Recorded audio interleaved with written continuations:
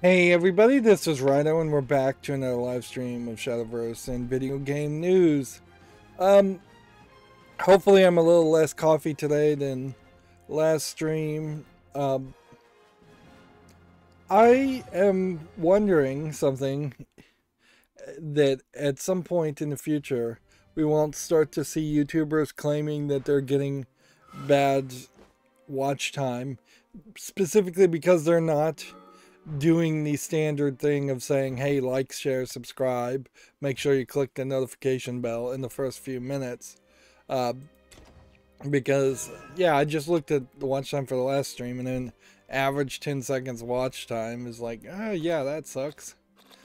What I've said in the past is, what in the world did I possibly say in the first 10 seconds of a video that gets most people to click off? And the only answer I could really give to that is that YouTube has literally just trained its entire viewing audience to just almost absolutely detest any voiceover commentary at all, or specifically maybe my voiceover commentary. That might also be the case, but I almost have to assume it is just any voiceover commentary might be so detested by the audience that's been trained, the average audience that watches YouTube, that they click off the second they hear someone talking. Which, yeah, the speech I give when I eventually leave YouTube, if I can ever find a viable replacement for YouTube, which I think is everybody on YouTube is itching to find a viable replacement for YouTube. I mean, we would potentially, I think YouTube content creators would potentially jump over to something even run by like Microsoft or Apple just to get away from Google, which might even be way worse. I think that's definitely a lot of the initial wave of people moving to Twitch. Certainly, also is that. Now, it might also be the face cam thing. It might also be something completely that I haven't even thought about. But suffice it to say, rest assured, I don't plan on falling into the norm and just trying to keep people's attention by doing what everybody else does and demanding like, shares, and subscribes at the beginning, because I still find that incredibly annoying. And I just don't want it on my channel and my content. There are so many things that YouTube content creators do that ruin their footage for future generations. I guess we'll do swordcraft today. And we can do unranked everything. So good. Unranked, rotation, swordcraft, play. Hop in. Good. For the accountability section, I did a couple episodes of Fallout 3.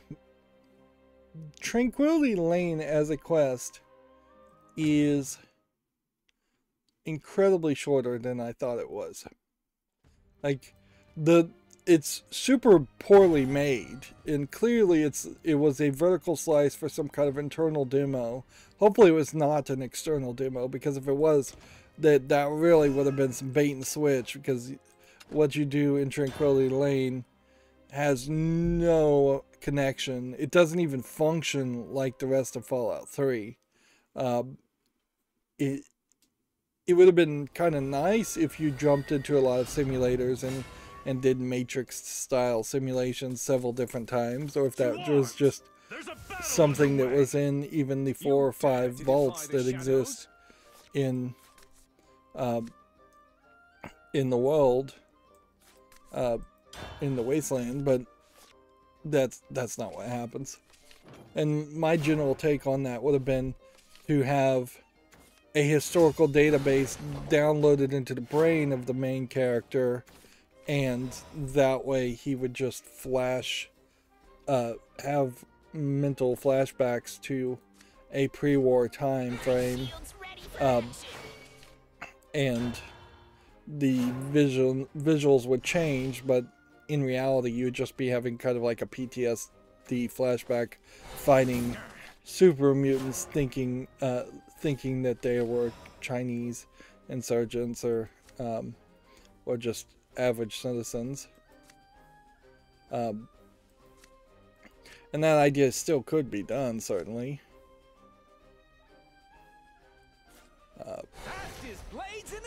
But by doing it that way, instead of having to get into a specific pod to see a simulation, you could then, at any point when the writer deems it necessary, have a flashback and change the scenery. And throughout the 100 hours you might spend in a game like Fallout 3, to be able to change the scenery at a whim would have been really helpful, because a ridiculous amount of the content in Fallout 3 is incredibly visually repetitive and boring.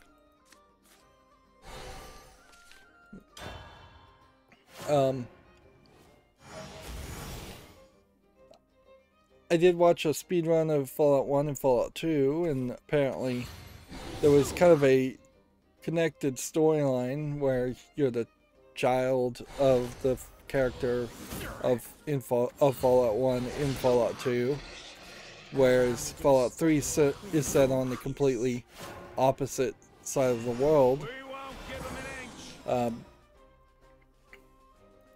as such you're not connected at all.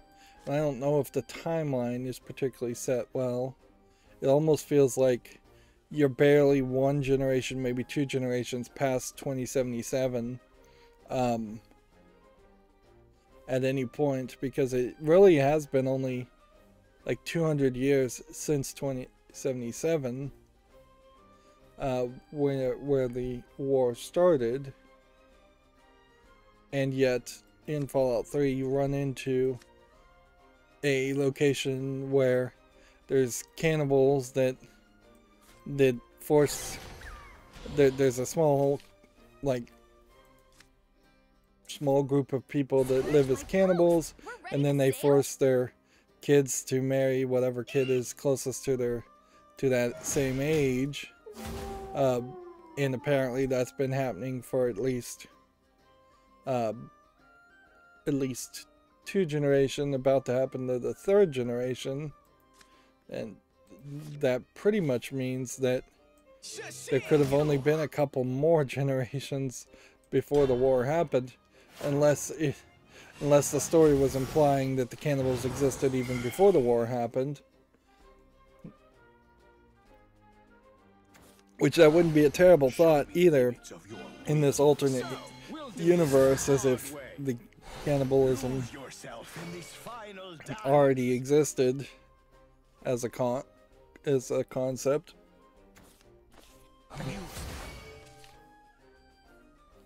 But yeah, I just think their timeline is really off.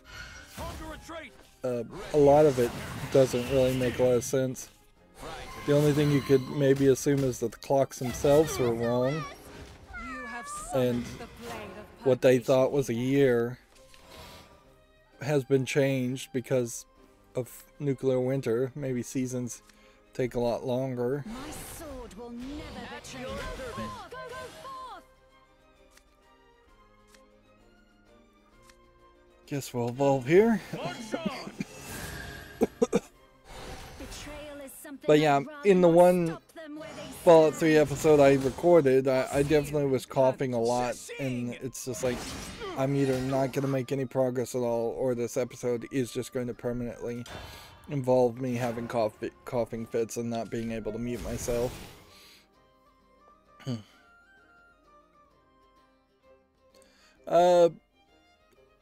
Otherwise, for the accountability section, I'm not really accomplishing much, and I'm not going to probably accomplish too much this week either. I've got a lot of non-YouTube stuff I'm gonna have to work on, and on top of that, I'm gonna probably have to use like a 5-hour energy drink just to be awake at the right times, because yeah, the reason I'm starting late today is, once again, I was awake at 8 or 9 in the morning, but very sleepy at that point, and I just didn't feel like I was going to no one gets past me.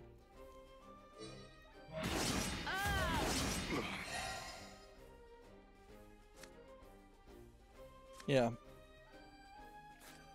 My sword will never betray you. So yeah, I'm saying yeah a lot here. It's not going to be a particularly productive week. I'm still feeling a little sick, but maybe today I finally started to get it out of it. But yeah, it's been nearly 2 weeks, or at least a full week. It feels like 2 weeks of me being sick and just really not up to the weather to do anything. Alright, so let's cover the video game news. Warner Media is looking for an engine director, and it's, I guess, London Rocksteady Studios Limited, remote United Kingdom job. This tells me two things without digging very deep here. One, that they're not particularly thinking about shutting down. They probably aren't thinking about shutting down that office, although it very possibly won't be owned by Time Warner. It may not even be owned by Time Warner even now. But we also know that Time Warner was bought out by AT&T, and now AT&T is sorting through places and deciding what they're going to keep and what they're going to sell. And it looks like a lot of the video game stuff has a very high chance of not staying with AT&T, which is probably for the better in many ways, because I doubt AT&T really would be a good curator of the video game parts of Time Warner, which is our concern here. That would be TT Games making use of the Lego games, and just Warner Media in general, not specifically just the UK office, which makes like Mordor and the Batman games, and I'm not sure there's particularly much more that they make. The G4 thing, drama has continued a little bit. There are definitely some irate people, maybe you'd call them trolls, depending on your own personal opinions.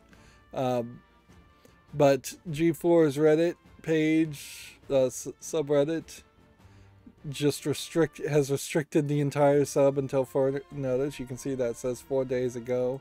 Here, I can reload the page just to make sure nothing hasn't changed here. Which, when a sub is restricted, effectively means that it is, this is a terrible back banner. It was a good tease for the beginning, but to have that still there, it really just,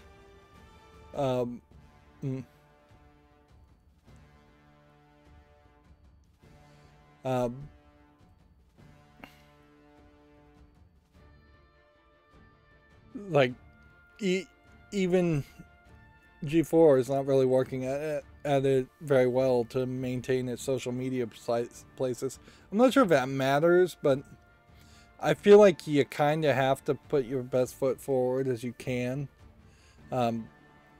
Certainly, if I had the resources of a major corporation behind me like G4 does, I would definitely have an artist who was in charge of making sure every single page and every single social media site we were on was always up to date and looking as best as possible.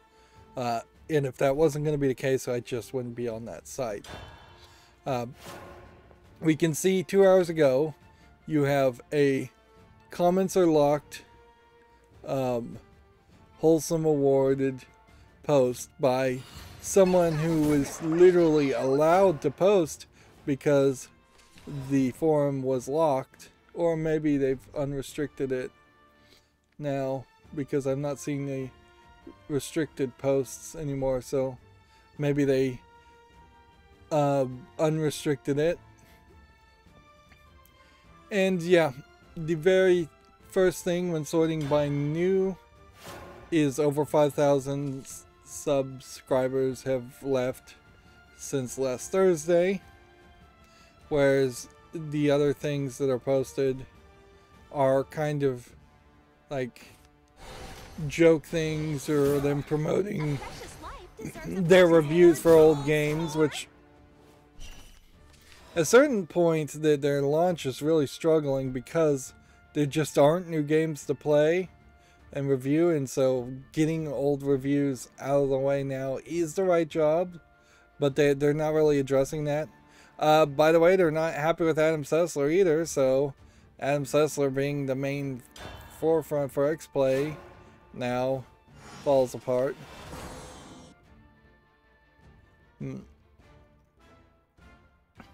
There's some general questions here that I half wonder, when you have a question like this, anyone else wish X-Play episodes were shorter and more like the old show?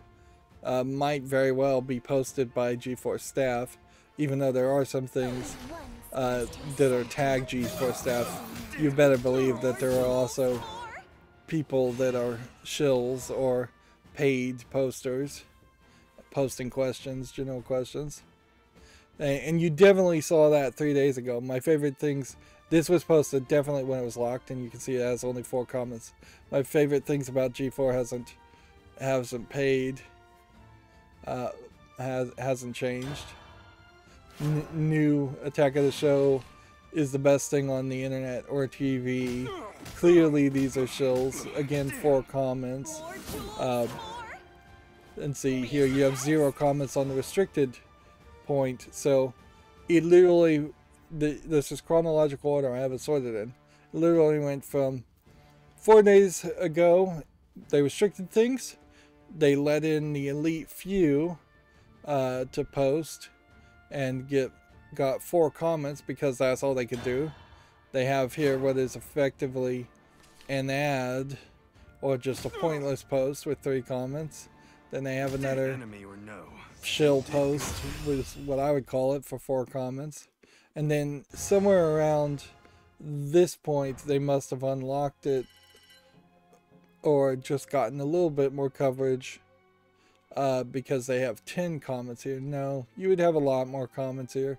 Even if they were massively deleting comments at this point, they would have to be deleting everything.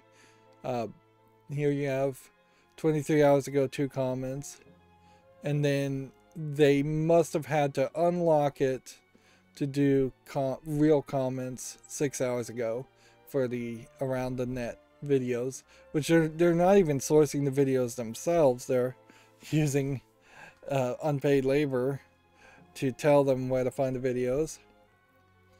And then here you have 23 comments and 31 comments. If 31 comments is your average for G4, 1 comment on this X-Play post, and you could also be looking at the upvotes, which are incredibly low. It really goes to show that G4 has just failed completely. There's 7 comments here. There's no interest, at least on Reddit, at all. And if I search by hot, then we can see what, like, the pinned by moderator with comments are 70 comments and 149 upvotes. It's just like a pathetically small amount. There's less than 2,000 members on this Reddit anyways.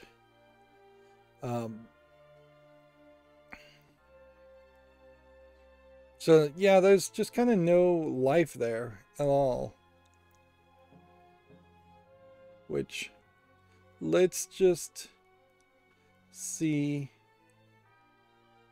kind of funny games here. Like you could look at, for instance, Rooster Teeth, which has had some controversies too, has 267,000 members. But I think Kind of Funny Games with 42,000 members might very well be a better comparison. Here you have 42,000 members, and let's see, maybe you're getting that same engagement everywhere. Maybe YouTube, maybe Twitter is just like really bad. In general, that might be the case. I'm not very deep into the usage of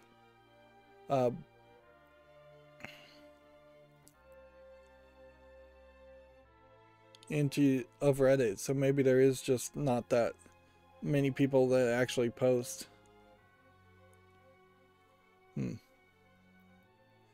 So yeah, you might take it the other way and just say Reddit's the wrong place. That being said, it's not like G4. I wish I knew of a better place in general other than Reddit to kind of show engagement, but the trick of all TV production in particular has always been to vastly exaggerate your viewership and your engagement numbers, and like YouTube probably vastly exaggerates that too. Although arguably maybe they don't exaggerate it enough just to stay within the same margin of lie that everybody else is lying at.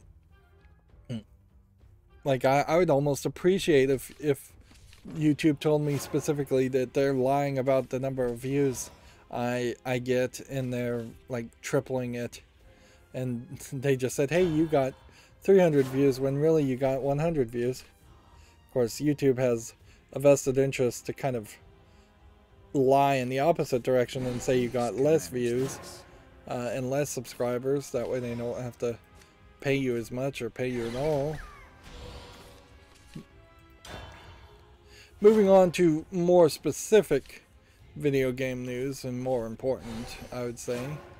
God of War's director says PlayStation developers badgered Sony to bring their games to PC. We had already talked about that. I keep forgetting that the first article each time will be the last one we talked about.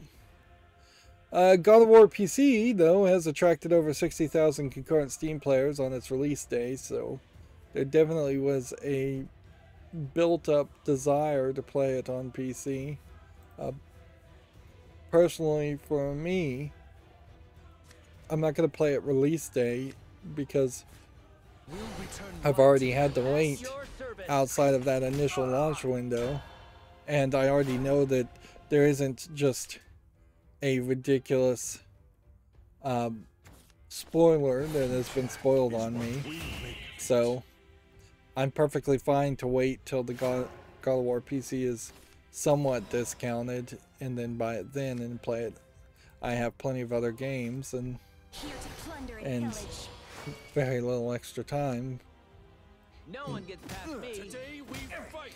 Plus, as a YouTube content creator, I know that even if I was to immediately start live streaming God of War, it probably wouldn't get that much views.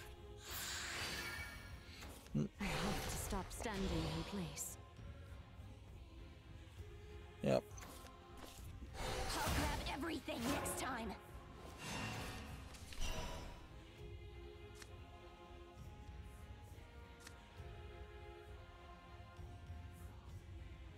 I suppose an interesting question to ask is, No one gets past me. if Today we fight.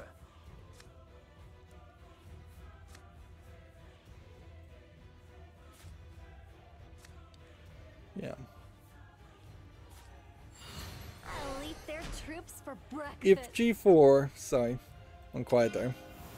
If G4 kind of just totally fails, is there possibly some weird myopic opinion that would form in a couple years saying that the reason like X-Play may fail is because people really liked Morgan Webb way more?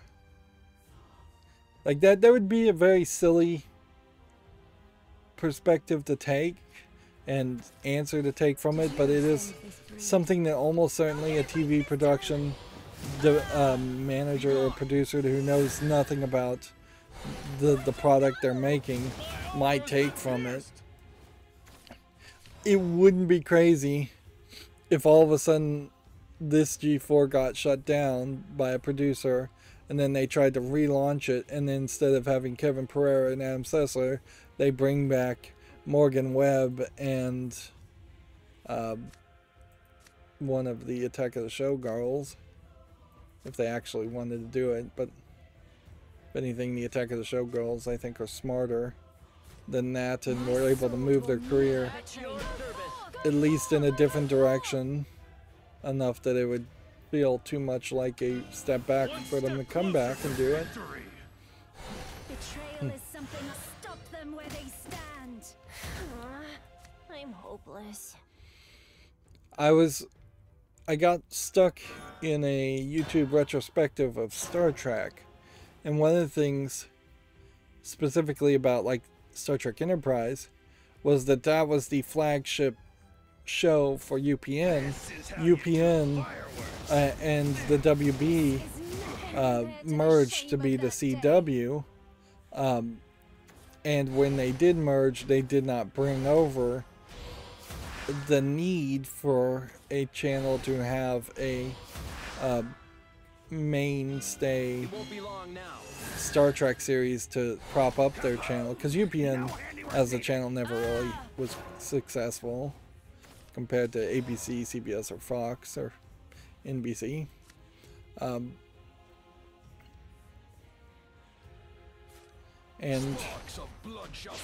instead, what you had on CW was shows like Supernatural out of the gate, and I believe Charmed, and so they went out from the science fiction into more of the fantasy realm. And so that destroyed the need for there to be a Star Trek series until they wanted to take UPN, which UPN stands for like the United Paramount Network. So now we have Paramount Plus trying to have Star Trek Picard and the Star Trek Discovery, or whatever it is, as their main shows on streaming services to bring people to watch those services.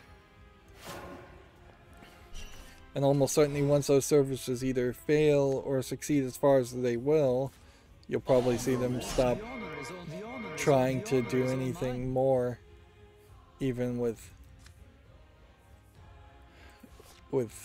Star Trek in that case.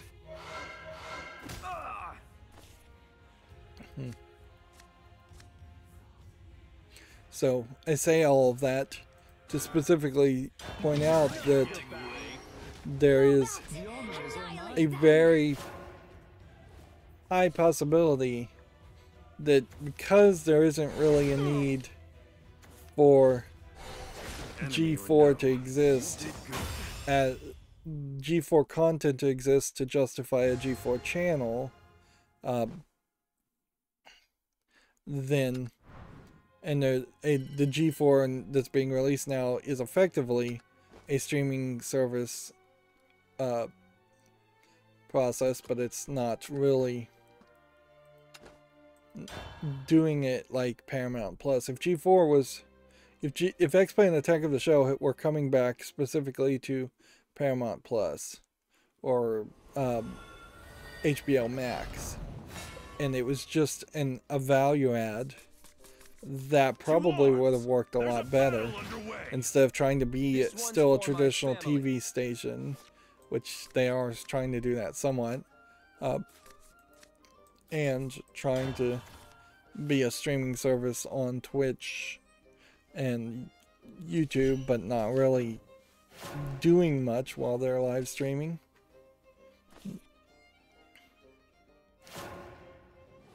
Yeah.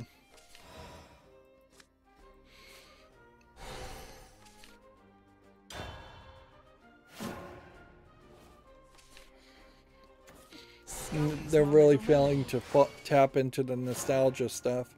You probably needed to bring 50% of your content needed to probably be reruns for G4, and that's a very unique situation for G4, but that most people would think would be crazy, but it's not really that crazy if you compare G4 to, say, a local over-the-air channel.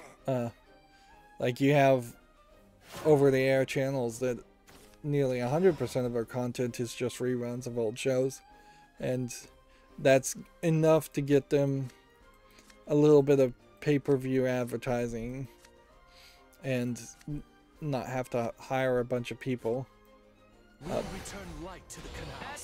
But even a local Fox channel or ABC channel, a significant amount of the content that is aired is reruns. Like reruns of somewhat recent shows, or reruns in afternoon times of just fairly old shows, reruns on the weekends. Fox, obviously, the prime times are new stuff, and so very rarely you'd get a rerun from in the prime time slot, and then you have a lot of news slots that you can fill up with news or reruns of other shows, and a lot of like daytime TV that is new, like the morning shows and the soap operas and things like that, game shows. But once you get about 10 or 11 in the morning, between then and I would say about 6 p.m. in the evening, right before prime time, you tend not to see a lot of new content. So following that model a little bit close, something like that, I could see live streams where they would have said, hey, let's do a 2-hour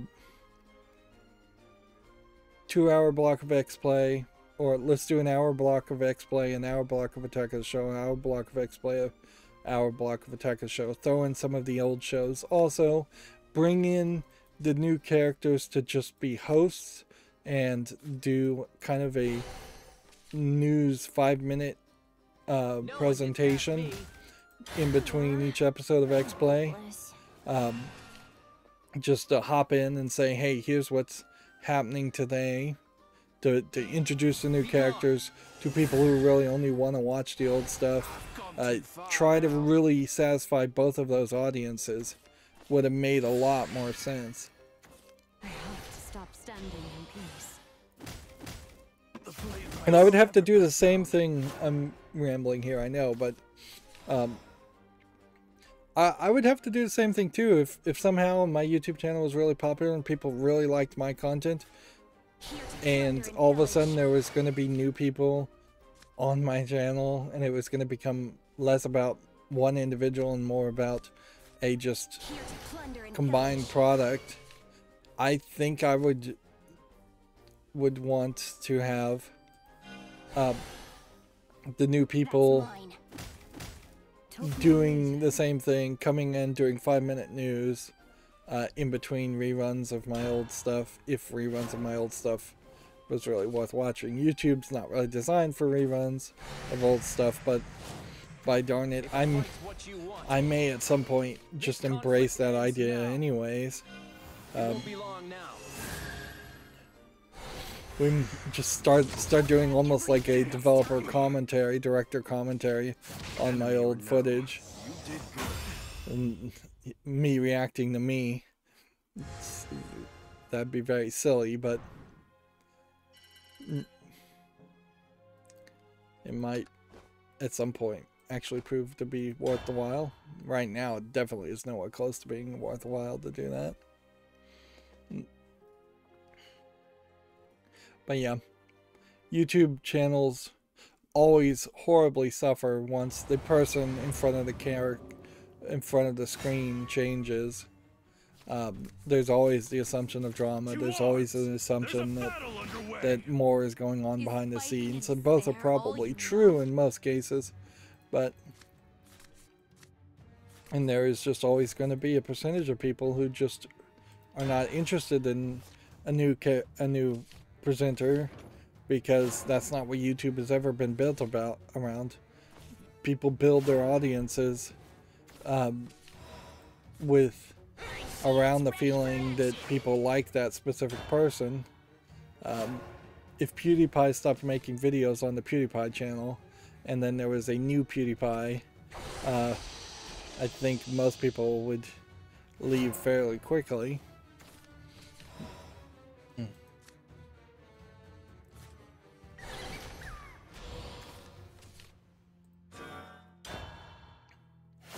Moving on, Video Games Chronicle says Konami's debut NFT auction earned over $162,000, which is not a good direction, I think, to go. As someone who firmly does not believe in the idea of NFTs. I heard a funny explanation that NFTs are effectively Beanie Babies, and their value is only determined in the fact that there's a bunch of people trying to hoard them, hoping that they'll have value in the future, and as soon as that speculators market, that speculators bubble collapsed, the actual value of the Beanie Babies proved to be pretty much worthless. Now, in all fairness, the creators of the Beanie Babies was creating a lot of artificial scarcity and manipulating the market, and hyping up just straight up. Frankly, he should have gone to jail for fraud. He was doing so much stuff to convince people of their value. But it's almost, Beanie Babies was a generation's wake-up call to confidence men and scams almost. And people still fall for those kinds of scams, even if they are involving technology. The old adage, if it sounds too good to be true, it probably is, still needs to be followed very carefully. There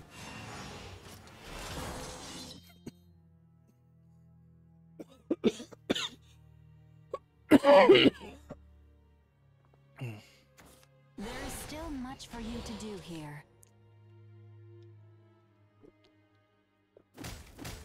Wait! Is it over already? Pain, go away! You were done for. Moving on, Video Games Chronicle says Dying Light 2's developer promises at least 5 years of post-launch content, which making that kind of promise almost is, in a way, giving yourself padding to say there won't be a Dying Light 3 until at least 5 years after. Plus, also, I'm sure the developers can promise that, but then the publishers can cut the funding at any point, so that 5 years of post-launch content could be 1 year of actual content anybody wants, and then 4 years of barely nothing. I mean, they could put out one update within the first 6 months, and then wait until 5 years has happened and put out one more piece of post-launch content and still claim that to be what they meant. Although that would be the most transparent way to do that.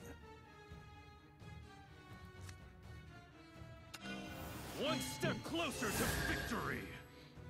I thirst for more battle. I do believe we have a case. You smell suspicious. We'll meet again someday.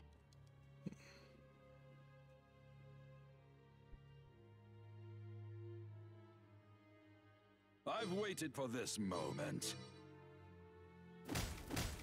I have no regrets. It's not video game related, but I want to say it anyways.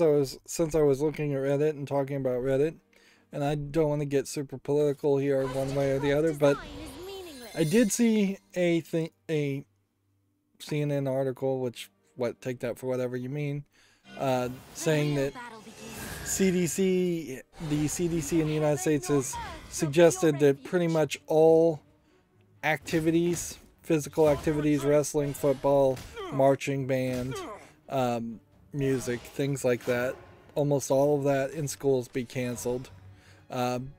Pretty much I think the CDC even knows that people won't follow that.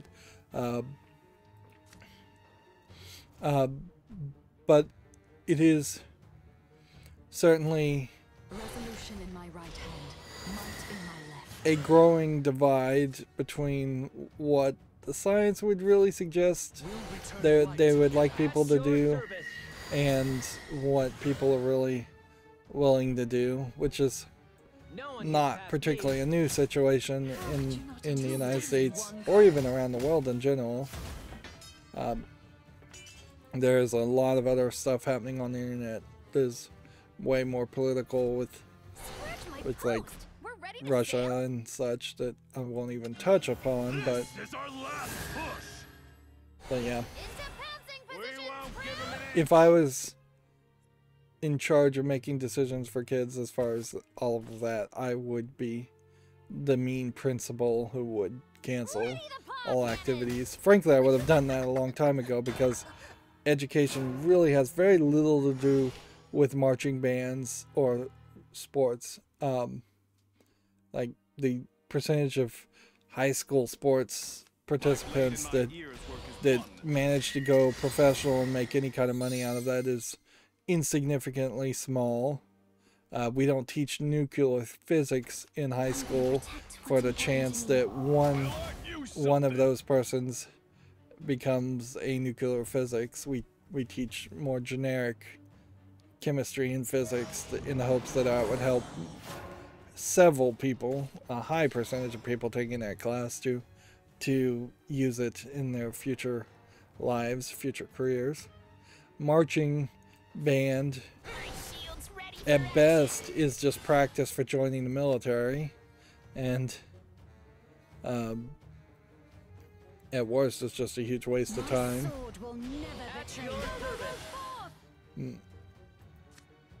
And yeah, I've said before that colleges in general need to stop having sports and even music as classes and as focuses in favor of teaching actual academic things that would be used in the future.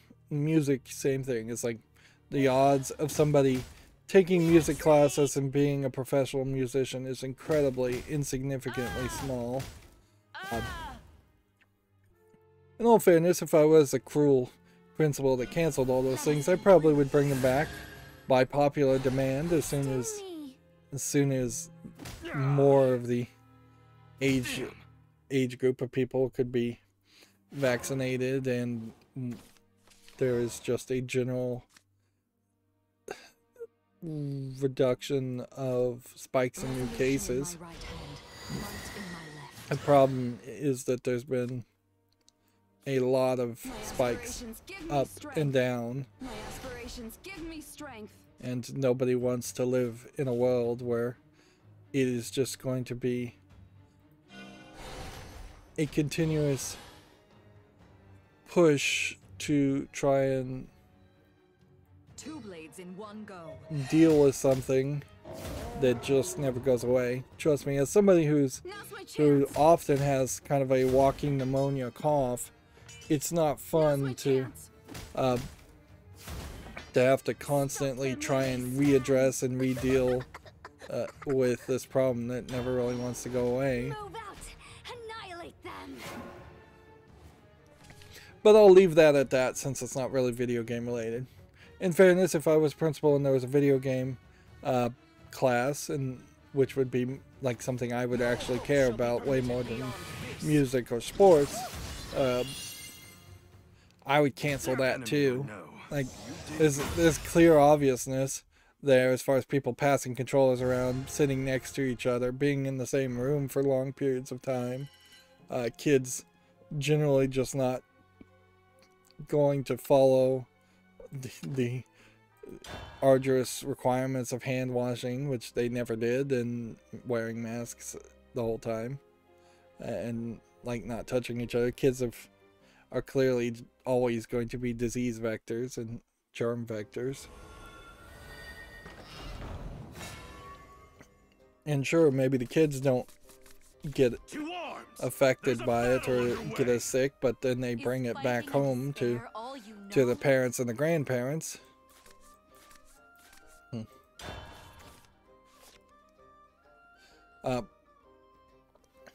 Moving on, Video Games Chronicles. PlayStation 3 games will start appearing on the PlayStation 5 store, which, yeah. PlayStation 3 emulation does exist out there. I wouldn't be surprised if this is almost not local emulation, but streaming. But could also be that they're planning on just doing local emulation. What I would say is most sucky about that situation is that PlayStation 4s didn't have that backwards compatibility. So it sets a weird precedence where we might see a PlayStation 6 not really having backwards compatibility with PlayStation 3 or PlayStation 4, and then the PlayStation 7 having backward compatibility with PlayStation 3 and 4, but maybe not 5.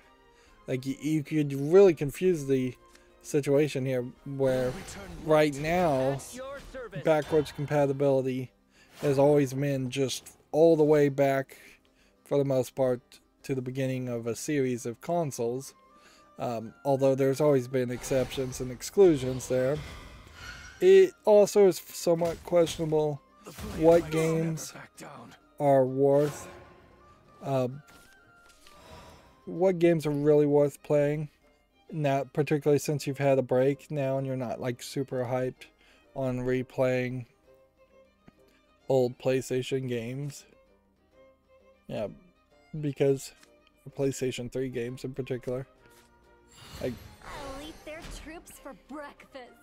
I imagine once you actually are required to put in a credit card and think about it, it becomes way more difficult to justify going back and playing like Heavenly Sword for the PlayStation 3, or whatever God of War came out for the PlayStation 3, or whatever Uncharted game came out for the PlayStation 3.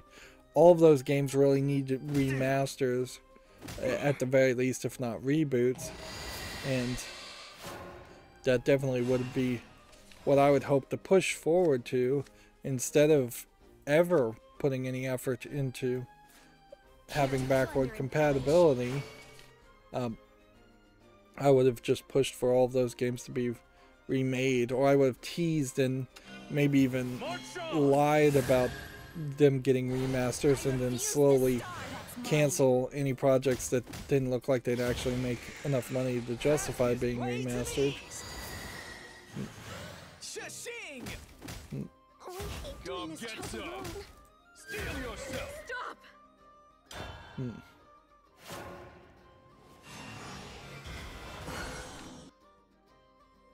Moving on, price changes are coming to Halo Infinite's shop after player feedback. Player will now be able to buy items outside of bundles. I don't think that particularly fixes all the problems with Halo Infinite. I think a lot of people are still probably just going to be mad that there's microtransactions in general. Speedrunner has beat Sekiro Shadows Die Twice blindfolded at AGDQ. This is where I'm watching a lot of speedruns. One thing I can say about AGDQ, Awesome Games Done Quick, is their interface hasn't changed much over the years, but what they've done here is pretty awful here. They have a bunch of these icons that just light up for no reason. I guess the general idea would have been that this would have been a split screen in case two people were playing at the same time, but they have a different scene when they do split screens that changes how that looks completely anyways. They're putting the logo of the game really big. Notably, almost every streamer, except for this guy for some reason, puts a pronouns of he, him, or she, her next to their name, which is kind of silly in its wokeness, because I have yet to see anybody that isn't just using their standard cis identifiers there. My aspirations give me strength. So every naturally born looking male says he, him, and every naturally born looking female uses he, her. So they created a rule to be inclusive, and it's required everybody else to bend over backwards to accommodate literally nobody that actually exists. They're accommodating a hypothetical future streamer. The real battle begins. But yeah, this is a interface that's pretty bad. Like, wasted space all here in this name. The squeezing down the blindfolded any percent, squeezing down the year the game came out, the platform, and the estimated time. I half suspect a lot of this is also pre-recorded this year, because there are definitely some streaming bugs that were happening. So people are either streaming from their houses to AGDQ's facility, and then they're restreaming that footage with the overlays, or people submitted footage for some of them, and then they're just streaming the secret recorded footage, which honestly, it's not a terrible way to do things, because while these speedrun streams feel like they are interactive with the player of the game, they actually aren't. They are interactive with the commentator. So, what you could easily cheat here is you could have had Now's my chance. let me see if I can explain this well. You could have this guy shout out for any donations, which they all have been trained to do. They will talk 90%, 98% of the time about what they're doing, and then when there is a lull in the gameplay, then they will shout out for donations. It'd be very easy for this to be pre-recorded and a shout out for donations, and then in that pre-recorded spot, since there is a live announcer that you don't see that reads the donations, they could just hop in and put the announcements and the donations there anyways. In fact, you could, if you weren't showing actual gameplay footage of the person playing for a brief second there, you could fade out this guy's face cam, bring in the announcer's face cam, fade that in, put in any kind of notification whatsoever, and all you would have had to do is pause the face cam of this guy, or just not show the face cam of this guy, and then pretend like you're doing an announcement and like they're listening. And you could certainly do it other ways too. You could fade out the whole scene and do an announcement and fade back in, and that'd be more interruptive. People wouldn't like that. The other thing I want to say about these speedruns is they're not really speedruns. They are extremely carefully scripted presentations with very specific rules that speedrunners don't follow in any other case. For instance, no resetting and no redoing parts or save scumming parts. Although most speedruns don't allow you to save scum parts. But yeah, when they are doing a speedrun, they are not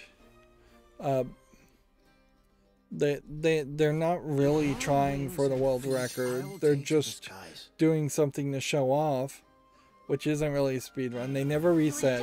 Whereas there have been speedrunners, probably even the same speedrunners, that when they're actually practicing and live streaming, their live streams are them talking in the chat and them resetting over and over again. The Fallout 3 speedrun is a great example of that, because if they're going for the leg cripple glitch, for instance, that's super difficult. It takes like 50-60 tries, and that's really what you would see a lot more in speedruns. It's just people trying to hit that exact pixel over and over again and practice and get really good at hitting that exact same pixel over and over again.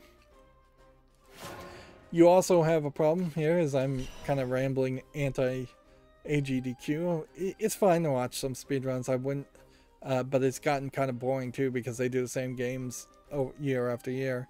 A blindfold run like this, unless you were in the room, there's so many ways you could cheat that. I mean, this is just like a basic trick that they do in Magic, where they blindfold themselves and they can just see through it. The guy doesn't have to have his controller plugged in. Somebody else can be playing it. This could all be pre-recorded footage anyways, and he could just be getting prompts in his headphones as to what to say.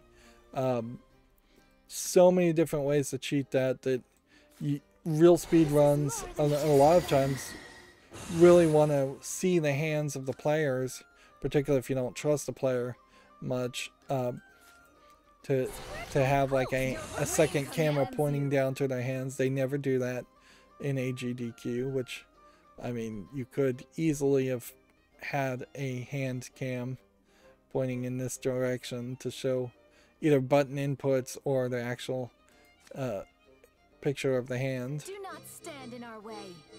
Ready to fire cannon! My legion follows. My loyalty is ironclad. Commands you. Steel yourself. My armor has been pierced. Move out. Your queen commands you. Yep, but I don't think I have anything else to really say about AGDQ here. Seems like this is Games Done Quick live streaming right now. What is he playing? I Am Bread.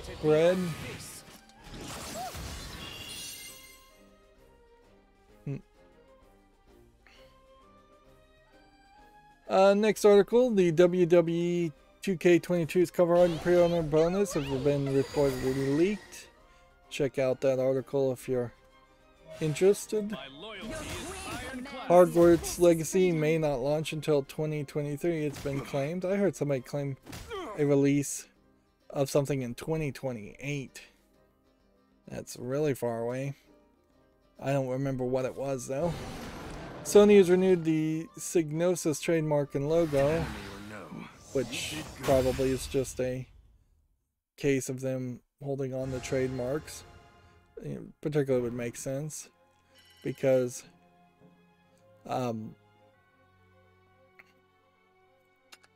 yeah, re-releases, remasters, you'd still want to use those logos in a remaster at least.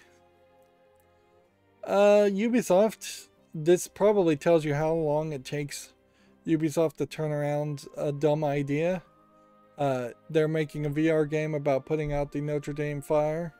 The hour-long experience will tie in with an upcoming movie, which also that sounds like a dumb idea.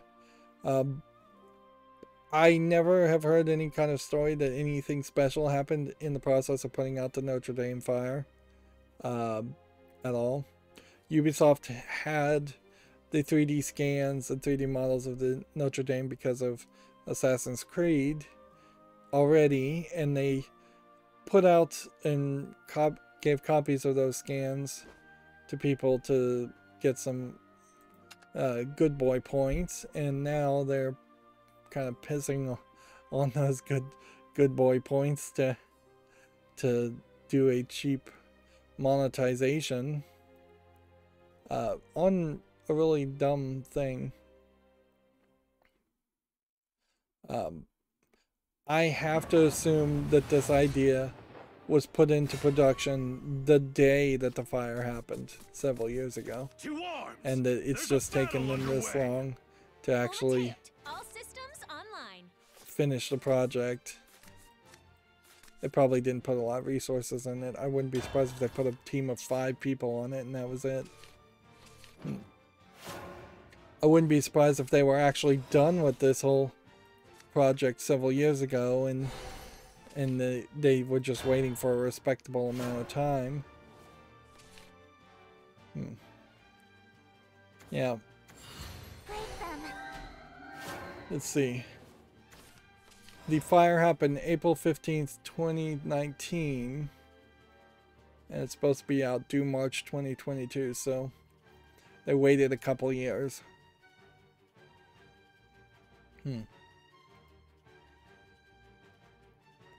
I guess this is the movie.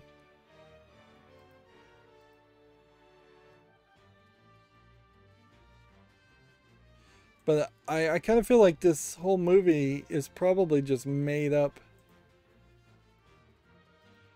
A made up story. Like, they pledged to donate £500,000. I'm not sure anybody ever verified that they actually even donated it.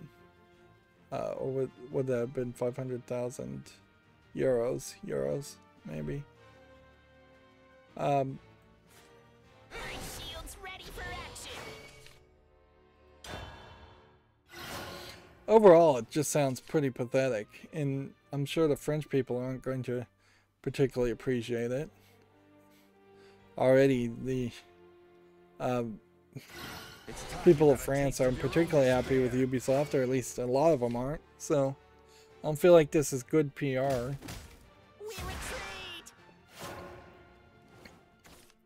And it definitely doesn't feel like they're putting out this software as a way of getting more funds for, like, the Paris fire departments. If they said something like 100% of the first 6 weeks sales go to the fire departments, that then you might be able to excuse something like that existing, but I didn't see any claim like that. Moving on, Video Games Chronicle, a PlayStation 5 and Xbox Series X scalper claims he's creating young entrepreneurs. A scalping subscription service is what he's doing.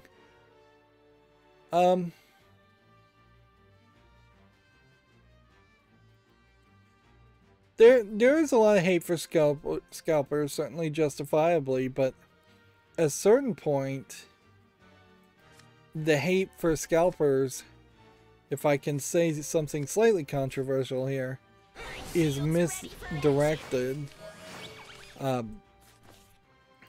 Because, let's just be honest here, the next generation of people are not going to own an acre of land and be able to grow some kind of product, whether ranch and raise animals or farm and grow food and then sell that product on the side of the road to make money, which that's literally the only way you can have a business these days without selling somebody else's design.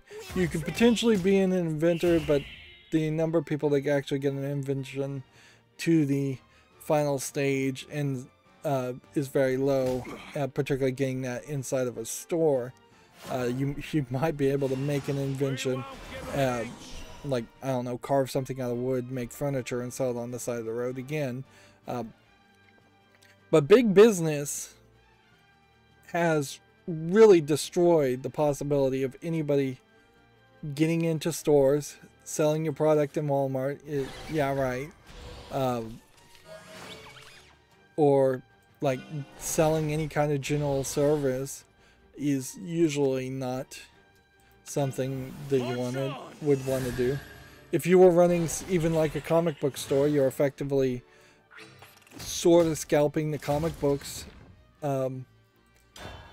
from direct sales of DC and Marvel and other comic book publishers, but they allow that to encourage the small comic book stores and encourage that, whereas video game console developers have that all on lockdown. And so I think some of this scalping hate is definitely getting pushed by either upset people that don't really see that, yeah, late stage capitalism has ruined everything, and entitled video game journalists, and like,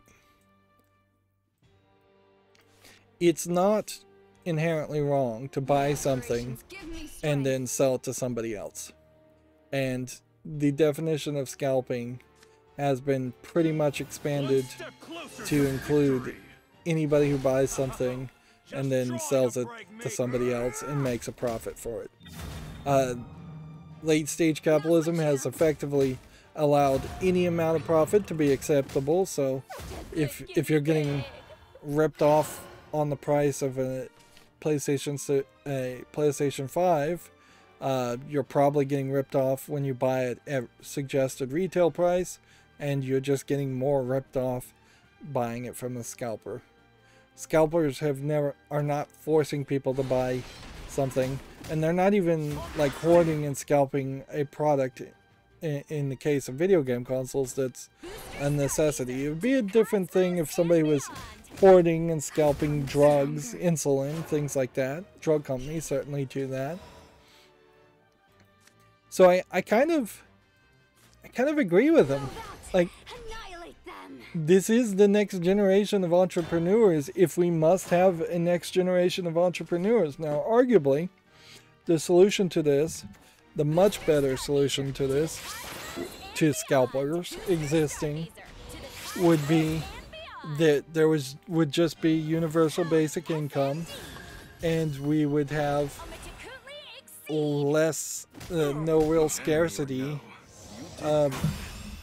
of products, of Xboxes and Series X's, which, yeah, those scalpers run a fairly large risk if they buy 5 PlayStation 5s and then all of a sudden PlayStation 5s are totally abundant and available at regular prices. So it's hardly like they're in a risk-free endeavor. But yeah, I kind of... I feel bad for even the current generation, but definitely the next generation too, even the previous generation. Like, there has been no way in the world for a long time, and slightly more recently in the United States, for anybody to really succeed and rise above their station, or even get much above even a comfortable lifestyle. Regardless of how much effort or skill or intelligence you have, the people that succeed and become super rich are great outliers that almost certainly have generational wealth that helps them grow that wealth. Yeah. But, yeah.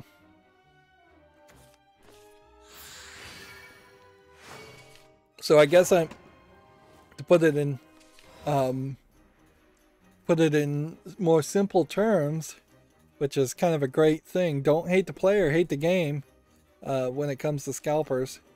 And if you don't like the scalper's price, don't buy it from them, obviously. Scalpers are not creating this shortage. Scalpers and even Bitcoin miners, which arguably Bitcoin miners are doing a lot more to create the shortage of video cards than scalpers are to creating the shortage of video game consoles, but neither one of those is really true. It's Nvidia, and to a much lesser extent AMD or ATI that are creating scarcity and have been creating artificial scarcity in video cards for decades. They're the ones that people should be upset with, and rightfully so. I think PC gamers have known that and are more upset with Nvidia for their consistent shortages.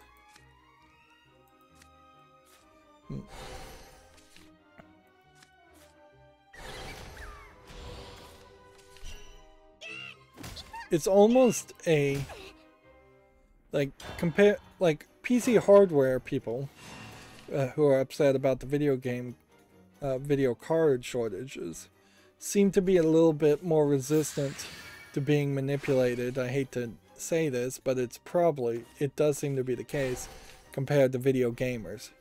Video gamers in general, a little bit younger, a little bit more easily manipulated to hate someone else. Video gamers in general also probably a little bit more willing to jump on the hate bandwagon. So I think that's something that the gaming community should try to inoculate itself as best as they can to not be sold down the line. We don't need another one of those Reddit things where, what was it? Kofi Annan or Pray for Harambe things.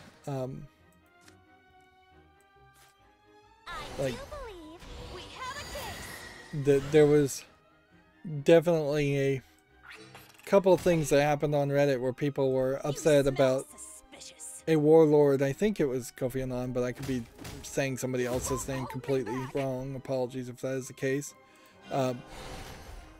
And people were upset about this warlord taking child soldiers, except for the fact that he hadn't been in charge for years, so everybody was too late to the party.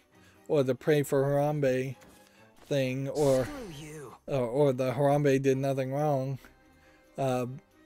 Hey, which, yeah, I get it. It was funny, it was memey, but at the end of the day, the gorilla was dragging the kid around like a baby gorilla. The difference is that a child human, was about 5 seconds from getting his neck snapped, where baby gorillas have way more musculature and can be dragged around without being injured.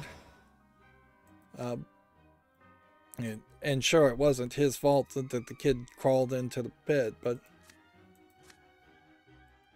yeah. Yeah, the only thing that could have come from all of the Harambe stuff is there could have been a definitive decision there to just let kids die, and I don't think the lawyers would have ever let them go with that idea. But yeah, that would have been the only other thing they could have done, is just say, nope, we're just gonna let the kids die and save the gorilla. And then it would have just been a huge controversy in the other direction. It was a real lose-lose situation. Man, I am just rambling today, which is going to inevitably have me go too far. Moving on. Video Games Chronicle says Activision Blizzard has gotten rid of almost 40 players for workplace misconduct. Is that a lot? Is always the question to ask there. That may be a lot, that may be very little. Xbox's boss expects PlayStation's inevitable Game Pass rival to include new games on day one. Which, yeah, I would kind of expect that too. Otherwise, it's really not going to compete with Game Pass. Sony has opened registration for chances to buy PlayStation 5's direct from the company. which this very well may be the other side of this. This may have been Sony's plan all along, is to build up hate as much as they can against scalpers, then convince people that they're fighting scalpers by paying all of the profits directly to Sony and eliminating the middlemen. It's important to recognize when you buy something directly from the company, you may be still paying the same suggested manufacturer price, but on the back end, Sony is keeping all of those profits where they would be selling the units at a reduced price to stores. So Walmart probably getting a PlayStation 5 for, I would say, somewhere around 50%, maybe closer to 60% of what you're paying for it, and making a decent amount of profit on that as far as retail markup. Although for video game consoles, there may be very little markup or almost no markup on the consoles anyways.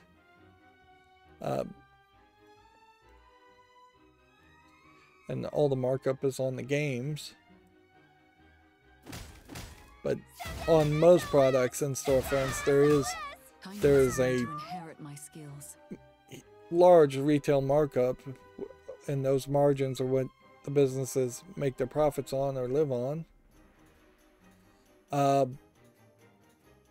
The whole Troy Baker NFT thing has gone down like a lead balloon. People are not happy about that. Apparently the NFT company that he was doing business with was also working on AI to replace voice actors, so he's basically shooting himself in his foot. I think he also tweeted that he's on a journey and that was a mistake or something along that line. So yeah, he's trying to get out from that controversy very quick.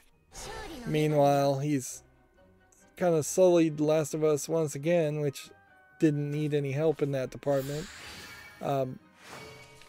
As far as Last of Us 2,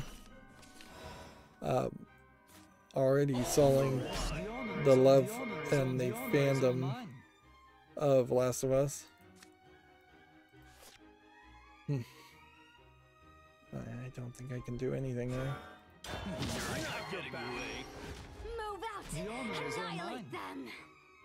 That being said, this story here is that the HBO TV series has cast Storm Reed as Riley. This is from a TV show called Euphoria. I've heard about this show, Euphoria, but I don't remember what it's about. Time to head back.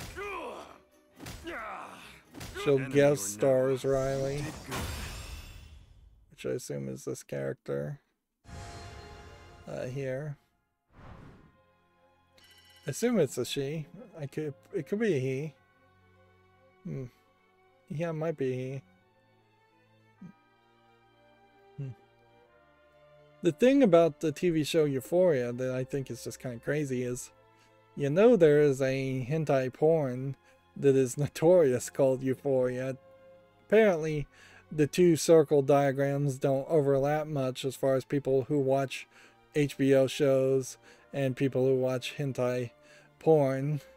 And so they felt that Euphoria would have been a fine thing. But inevitably, somebody is going to type in Euphoria on the Pirate Bay and end up not getting the HBO series, but getting a horrifically violent, graphic, animated porn series that is based on the multiple endings of a visual novel. But the general conceit of the Euphoria porn is this guy like horrifically torturing and doing extreme BDSM to the point where he's like someone's in the first 5 minutes gets electrocuted to death. He like chops the head off of somebody. He's drowning a person, strangling a person.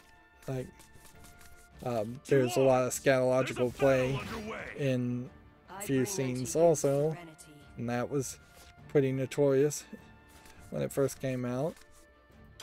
So I mean, it's just like the most hardcore of hardcore you could possibly have before you're getting into, I mean, it literally, I guess, is animated snuff porn because people actually die.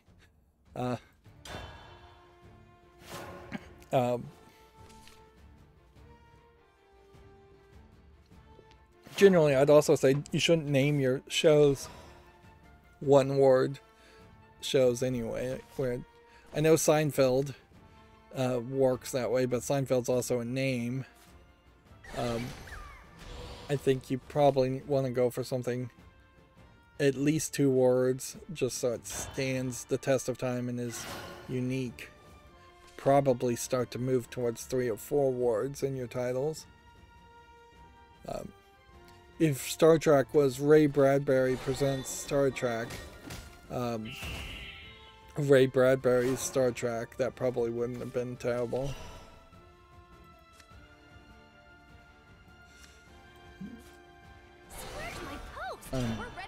Even in unranked, I'm not doing very good. Let's see. Video Games Chronicles last article today. God of War was Steam's bestseller last week, ahead of Monster Hunter Rise. Monster Hunter Rise coming to PC. The save files are not transferable, so there's like no cloud save for Monster Hunter Rise, so you'd have to start all over again, which means a lot of grinding if it's your second playthrough. And definitely I feel that similar trepidation around playing Fallout 3, because I'm a little surprised that I'm going to pretty much max out my character in Fallout 3. Just have all the stats that really matter at 100, get the special stats up to at least 9. I may even spend extra effort to just try and find all the bobbleheads.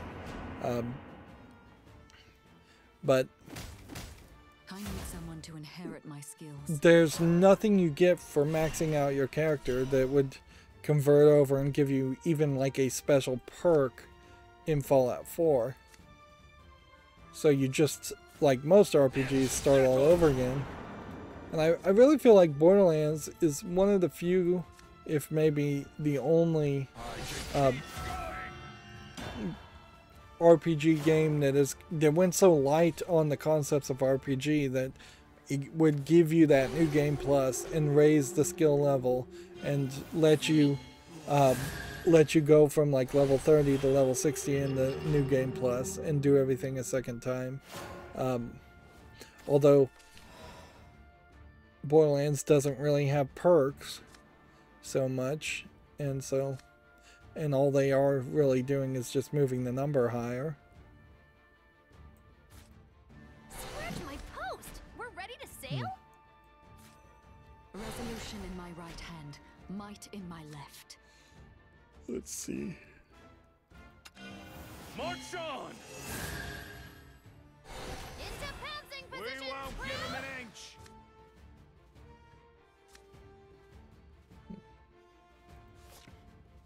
So yeah, I definitely would prefer if there was Don't let a single rat a escape! yeah. I would have really preferred if there was a way that you could get rewarded in some way for putting so much effort into playing Fallout 3, and that would have converted over to even Fallout New Vegas and then Fallout 4. Even if it was just like a single skin or something. Something that could get rid of a lot of the tutorialization stuff would be nice. And I wouldn't hate if Fallout as a series did become a lot more like Borderlands, where your level really is more affected by. What am I trying to say here? At your service. Your level is just really a number and that's it. So you could potentially move over a save file and start at level 30 instead of starting at level 1. And it just moved the numbers higher and higher. Damn. Although, Damn. in fairness, even though I am praising Borderlands, Borderlands really fails to give you that benefit either. Like, you're playing completely different characters in Borderlands 2 versus Borderlands 1, and I assume you're probably playing completely different characters or just reset the level 1 versions of characters in Fallout in Borderlands 3. So there's no transfer over in that point either. Almost think a companion might be the idea, where if you simply Fastest blades in the east. sorry, I'm yawning here. My aspirations give me strength. Let's see. Russian word to all officer followers.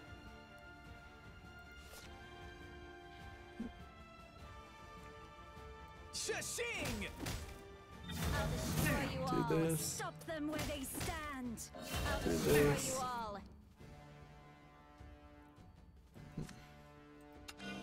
One step closer to victory. I'll carve my own future. Now's my chance. No one gets past me. No one gets past me.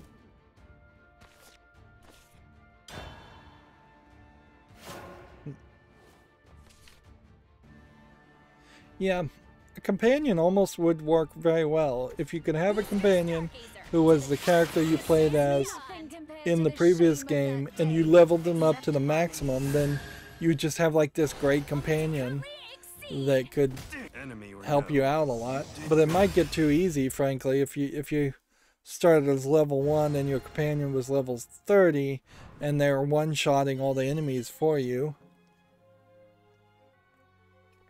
But at a certain level, that's almost worth it, because then you've automated the grindy parts and eliminated the need to grind yet again.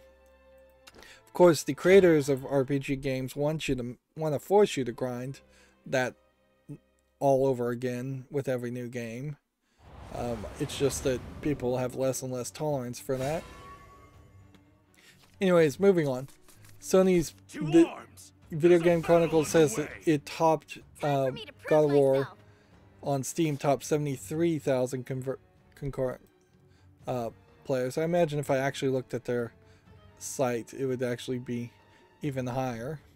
Let's look at some of the games that have come out. We have Idle Caliber, which looks like it might be slightly more than your standard RPG Maker game, but not by much. $5.99 says it's only got full audio of Japanese and then Chinese and English interface and language support. Think we have to say no to this. This looks too much like a mobile game when you look at it. Here we have a Minesweeper, $1.99 English and Chinese. We can say no to that real quick. Vector Z looks like garbage. We can say no to that. $5.94 English only. Sonia and the Hypnotic City looks like one of these RPG Maker games which you have nudity in them, and then it's been censored for the Steam release. $13.49 English, Japanese, and Chinese. I bet it doesn't say any mature content.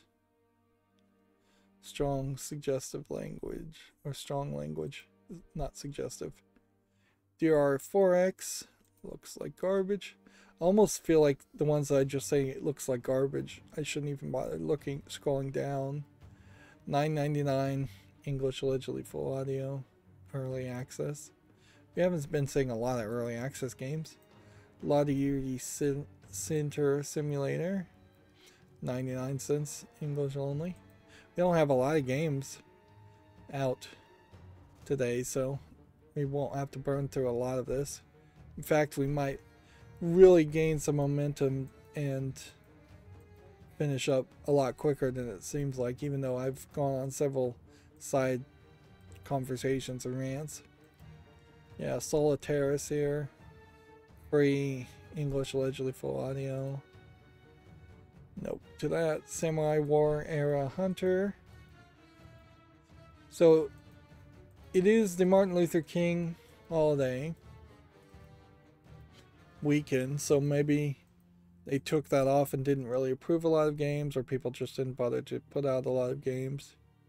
Free to play, English and Japanese, allegedly full Japanese audio in this game. This looks like a real-time strategy game. It looks pretty boring though.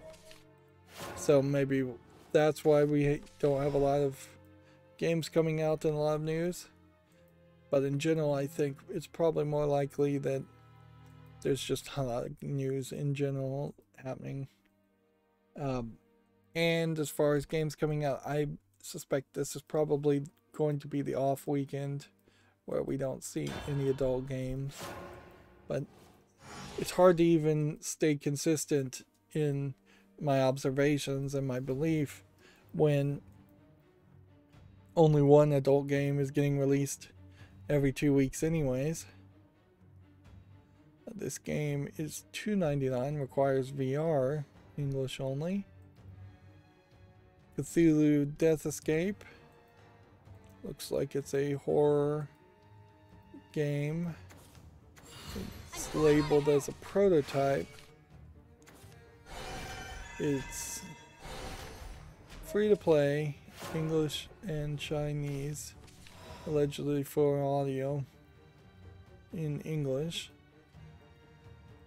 This oddly is still on my follow list, which is weird because that almost certainly means I've seen it before at some point. I wonder if this is a game that they said was going to come out a year earlier and that they've just taken their early access tag off of it, or somehow also gotten it to be relisted again. I guess I'll just leave it on the follow list, and then probably when I looked at it for the follow list cleanup, I'll probably get rid of it. A Note Sim Film. A Note Sim Film sounds French. If I was to guess, looks like a generic RPG. $5.90. Portuguese, Brazil. Okay. Suspect Enemy. Looks like it's an Among Us clone. $5.99, several languages. One of the Minecrafters has made a mod he's showing off on his own channel to modded Minecraft that looks kind of interesting in the sense that it tries to add a lot of modded things in a different way than what you usually see with something like Stone Block, Ocean Block, Sky Block, which all have pretty much the exact same progression and the exact same mods.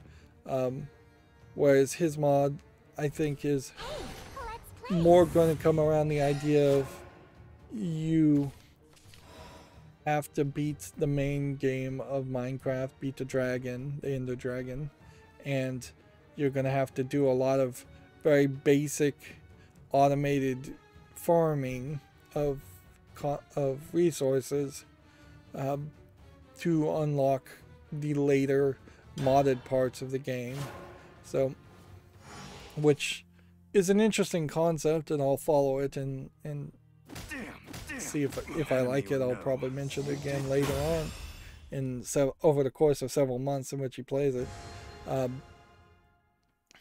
But yeah, most mods do fail miserably because they very quickly take you away from what the average Minecraft experience is, and then they never really get back to it.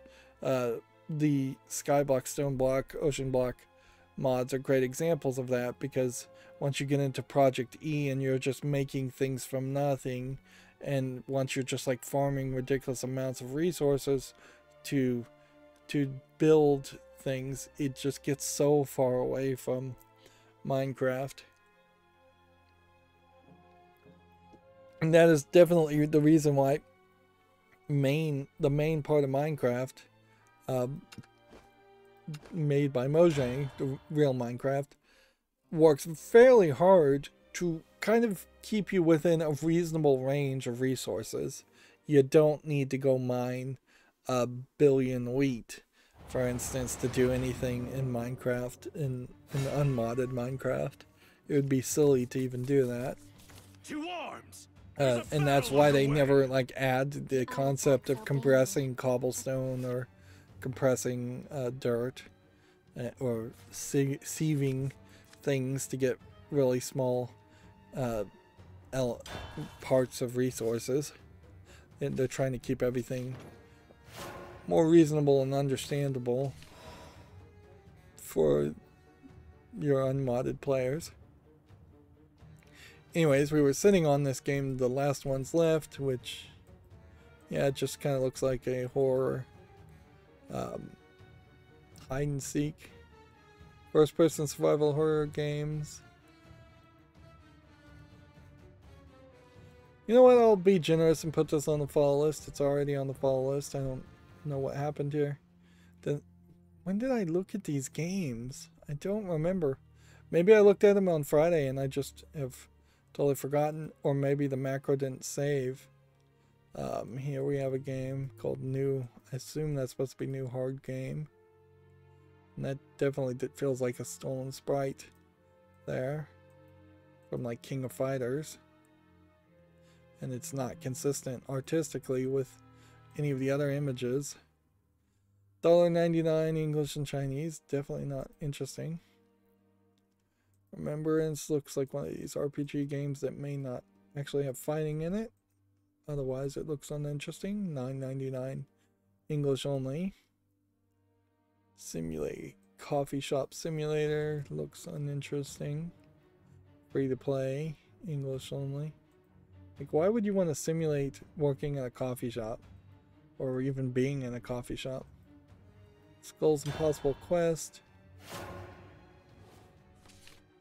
I kind of want it to be good. I just don't think it is. Yeah, if anything, is too much flashing bright lights for a top-down thing. It feels like what you're doing is just moving the mouse around like crazy. Yep. If anything, this is kind of a great example of why a flash game would not really work, because the flash moving too fast for the player to even see it really makes you feel like you're not in control. $6.39 English, allegedly full audio. Like, even if this imp bounces around like a pinball and hurts everything it bounces around, that concept is still not really good enough to interest me. Pocket Rocket here looks completely uninteresting. Early access, $3.99 English only. Pretty high price for what that looks, how that looks anyways. We have Stand of Arms, which definitely just looks like an asset flip military first person shooter. Early access, $5.94 English and Chinese. Spellcaster looks like garbage. $3.99 English. Oh, I did check, by the way. Brutal Legend, even though I had run it for 8 hours, I have not covered it on my channel as best as I can tell. So, I don't have any of the achievements on it. So, it must have not run well, or I must have just been so incredibly afraid of getting content ID claims at the time that I didn't play it. Playing it now wouldn't be too hard, even with the music getting content ID claimed, because we could potentially mute the music, which would really suck for the game, but we could also try and remove the music, or we could just do it like one of the the only good thing about being kicked out of the YouTube Partner Program is that you can just now not really have to worry about whether your videos are monetized or not. And just cover the games you want to cover. So now would be the perfect time to do that. Before I, at some point in the distant future, get 1,000 subscribers and potentially are back into the YouTube Partner Program. This game looks like it's a Chinese only game. You can see it's rated mostly negative anyways. This feels like it's just a parody of the Reigns game where you swipe left and swipe right. And it might be covering like Chinese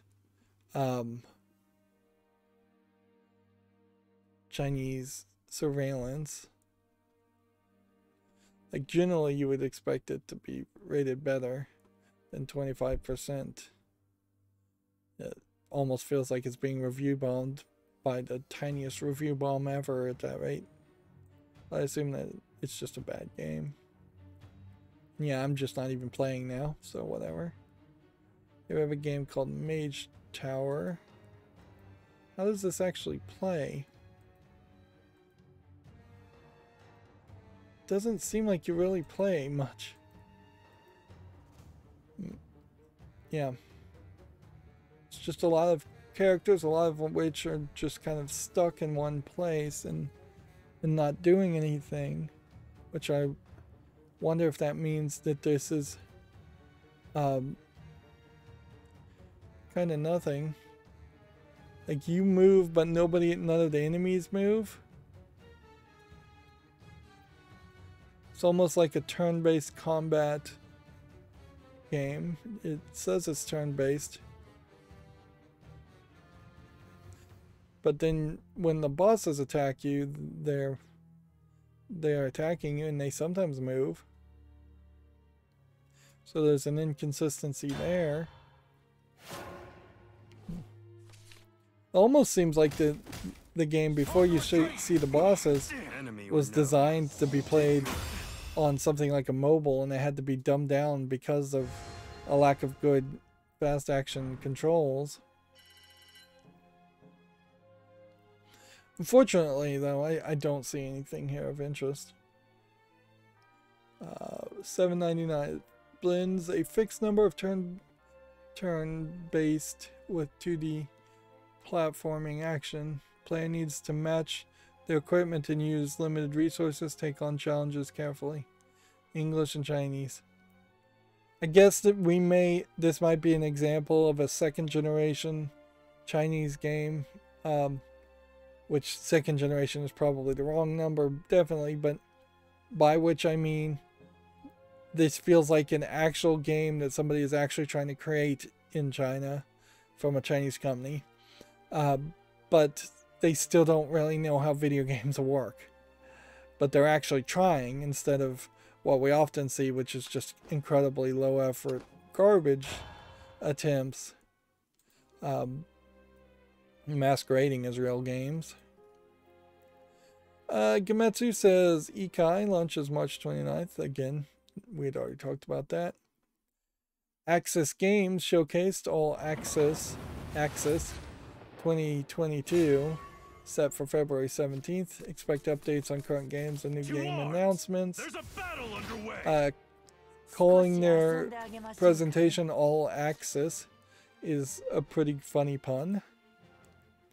The Legend of Heroes Trails from Zero limited edition pre-order is now available in North America.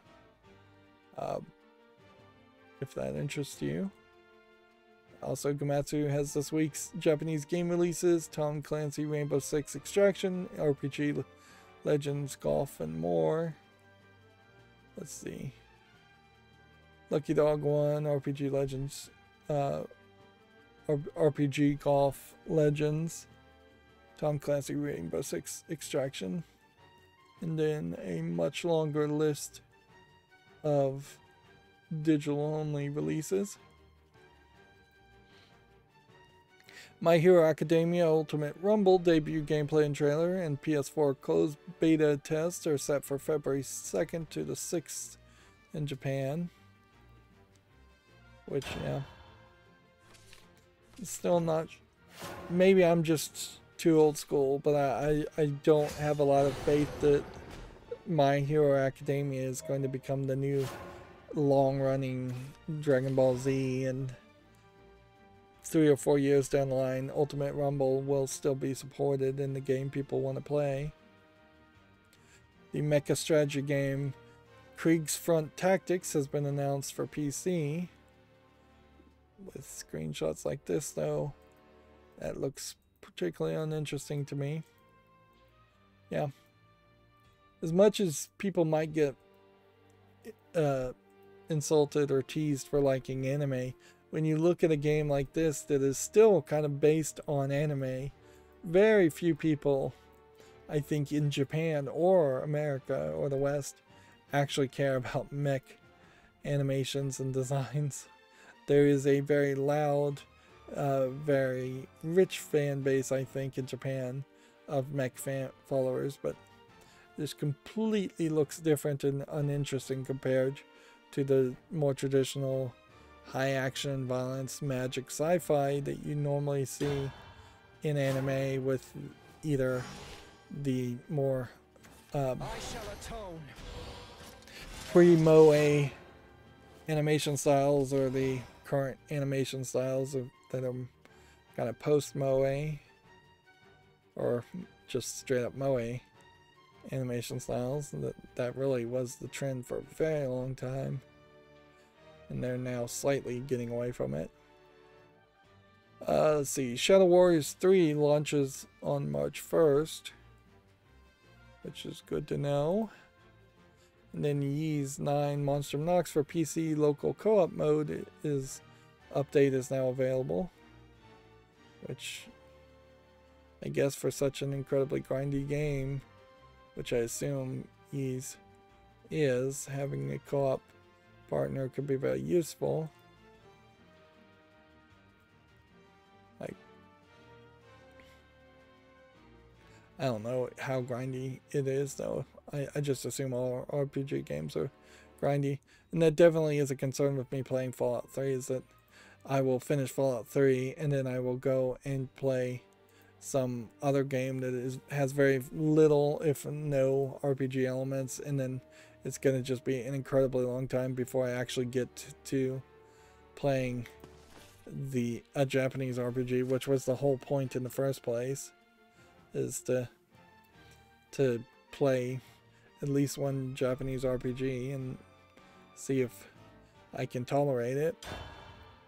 But I definitely need to take breaks, otherwise I'm going to spend months and months playing one game only. There is still much for you to do and here.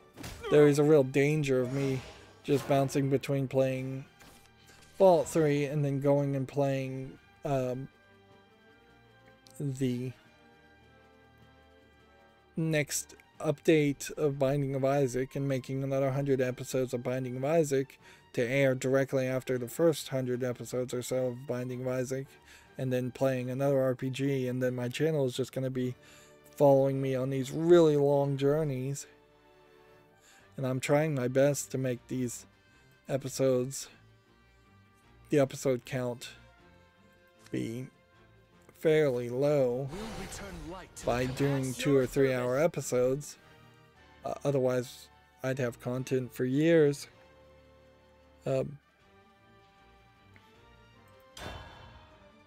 But I guess compared to streams, I should probably be having 5 or 6 episodes. 5 or 6 hour episodes.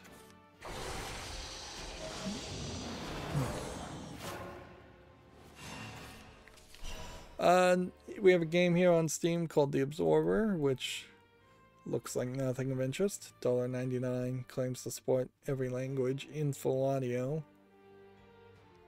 Yeah, and we really don't have a lot left. We have about 30 more tabs.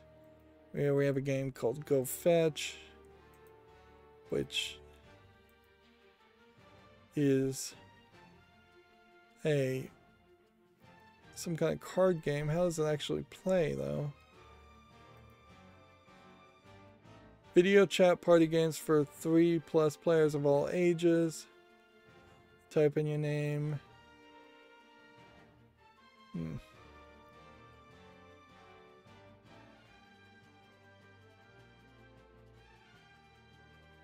Oh, and so you're supposed to run around your house and find an object with the video chat. $7.99, English only. It's a stupid concept. It's to run and literally have to go fetch something. That's a pretty dumb idea. Anyways, it's $7.99, third-party EULA, English only. Supposed to fetch something matching a prompt phrase, prompt word. Here we have Argonauts Agency Missing Daughter, one of these resource management games. Although I wouldn't be surprised if there's actually 2 or 3 different companies making very similar looking games trying to cannibalize each other's profits. $3.59. Yeah, there's a whole Argonauts Agency series here. English, French, German, and Russian. Clearly, there is at least some small audience for this types of games because they keep making them. Here we have a Nivio Domo, which looks like nothing of interest. Sandbox first-person shooter. English and Russian, 59 cents. Here we have a game called Alchemist of War, which looks like a card game. It might be something to this.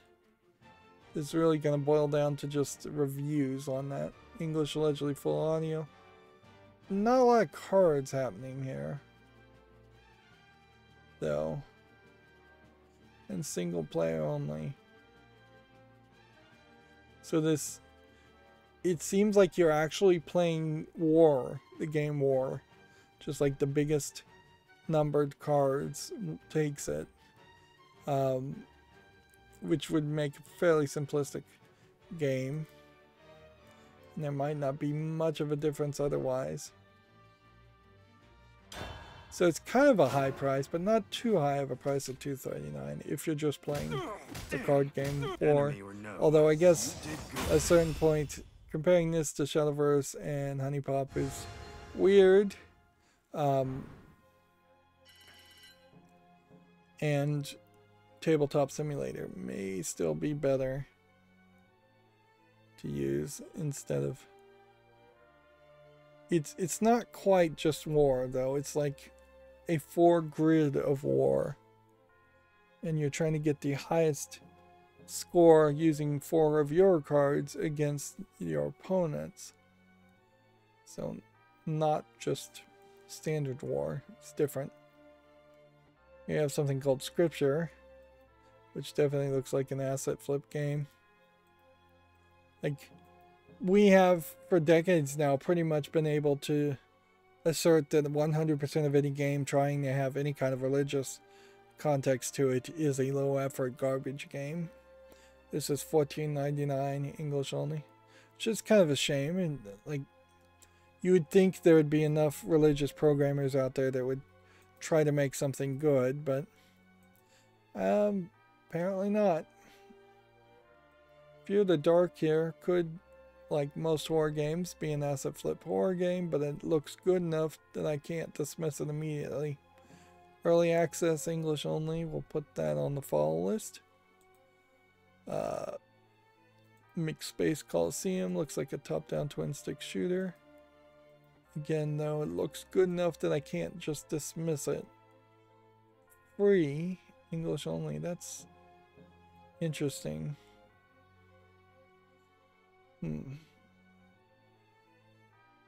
It may not be so much a roguelike against other enemies than if it's free, and it seems to be more focused around playing with your friends and possibly fighting against your friends.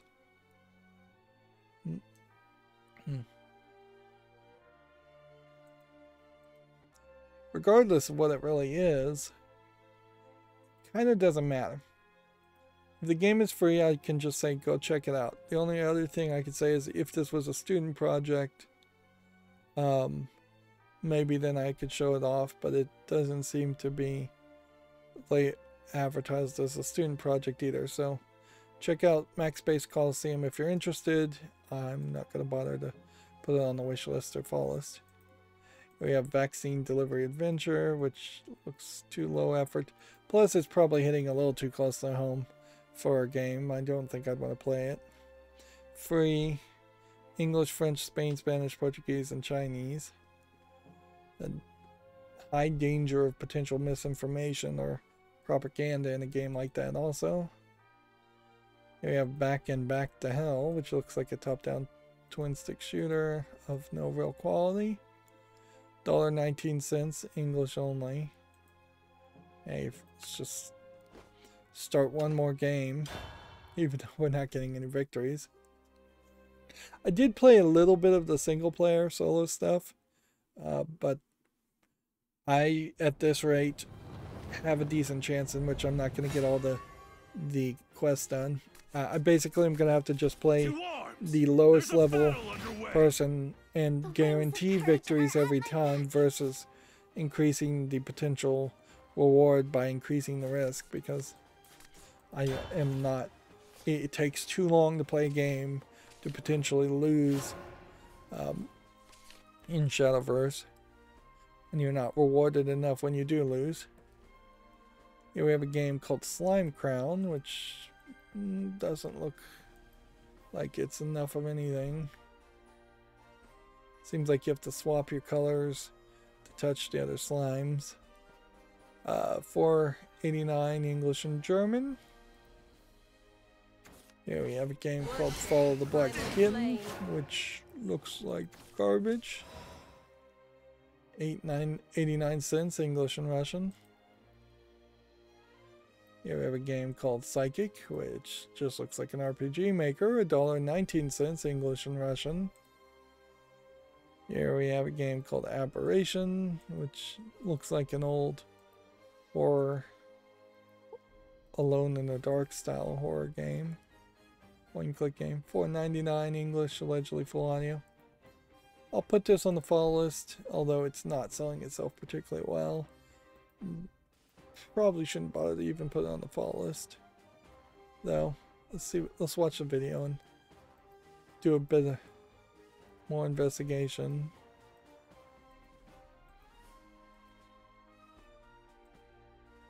No, I don't think there's enough here, even in the trailer, to justify that being on the follow list.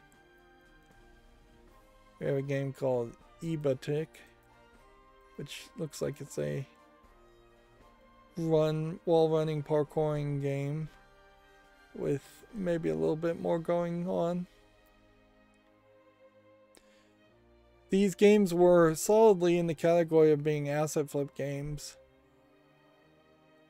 a year ago, but we're starting to see more and more polish put upon them where they actually start to look like actual experiences. Put this on the follow list. It's free. Yeah, English and French. We'll see if there's some reviews on it. But also it's free, so you could just check it out now if you're interested. I still feel like these games, though, even though they're getting visually polished and getting more detailed, are failing to have an actual gameplay mechanic other than just the wall running that was prevalent in Prince of Persia before it was pretty much eliminated in Assassin's Creed, and Prince of Persia was pretty much abandoned, which they did say there was going to be a remake of Prince of Persia, and then they've been very quiet about that for feels like at least a year and a half. Here we have a game called Cray Digital Poetry Volume 1, which looks like nothing. Free to play. Russian language only. Here we have Skater Gator, which looks like it might be a Frogger game of some sort. Or it might be more of a infinite runner. So it's an infinite runner. Do I want to play an infinite runner? I mean, it's nicely polished, I'll give it that. But it is just kind of an infinite runner. So I don't know how much gameplay really can happen there. He's got shooting elements at some point. It's $2.69. It's English only. I suppose we'll put this on the fall list and just see what people's response is to it. I got a quick disconnect, which is great. Of course, I would need 2 more to make even the modicum of progress today. Here we have a game on Steam called Goat's Tail, which seems like you can play it maybe in black and white if you want, or maybe there's a mechanic that turns it to black and white. There's a battle underway. The actual game, though, is just a clone of a game that already exists. It is, from what I have seen, a beat for beat clone of a game that already exists, where you're climbing up and up and up, and when you fall down, it slides you back down really, really far. The only difference is this is a goat icon, and it seems like the layout is completely stolen. The version of this I've seen is a little guy that squats down and leaps. Regardless of which came first, which we don't even need to debate, these kinds of games are terrible. Free to play. Claims to support a whole bunch of languages, full audio. They're terrible because they're just frustration games. This is just a different form of frustration platforming. Definitely not what I'm interested in playing. We got another quick disconnect, which I'm more than happy to take those.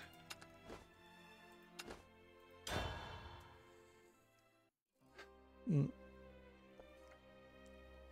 we have a game on Steam called Operation Vicus, V-I-C-U-S, which looks like garbage. Early access, $7.99, English only. Here we have a game called The Immaculate Drag. There's a battle underway. The rich deserve to be robbed. Seems to be a game about smoking and nothing else, really. Yeah, $1.49, English only. Yeah, I don't think I really would want to play a game that like idolizes the act of smoking, triggering people trying to quit, or encouraging people to start smoking.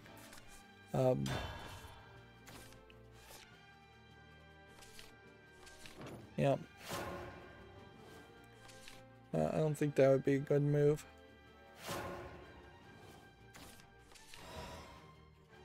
Let's see. Next we have a game called Kovic's Pitch, which is kind of like a rhythm batting practice game, which isn't a terrible thought as a way of having a rhythm game.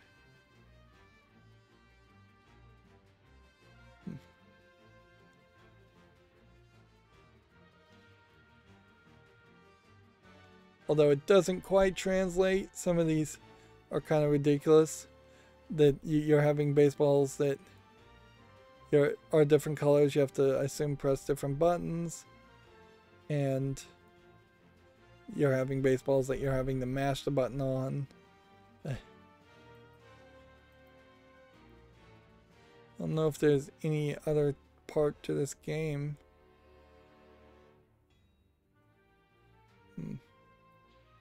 You'd think you would have a bunt as a option.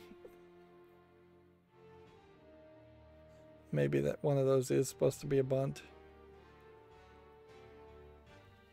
It's not the worst idea to try and connect a generic rhythm game together with a more abstract connect a concrete concept like batting practice to a more abstract concept like rhythm games. So I'll give it a follow, and we'll see. At your service. Next we have Polygon Hunter VR. Which, yeah, I don't think there's anything here. It seems like it's just mostly asset flips. $7.99 is a little cheap for VR, English only. Yeah, we have 100 hidden fish, and anything that starts 100 at this point I'm just going to dismiss. 79 cents, English only. Any of these hidden object games starting with the word 100, I'm going to dismiss. Chernobyl, Inferno, actually any of the hidden object games like that in general I'm going to dismiss. Yeah, this looks like it's a low polygon horror game. And I guess again I'll probably be more generous than I should be and put this on the fall list. But generally I think I could dismiss it.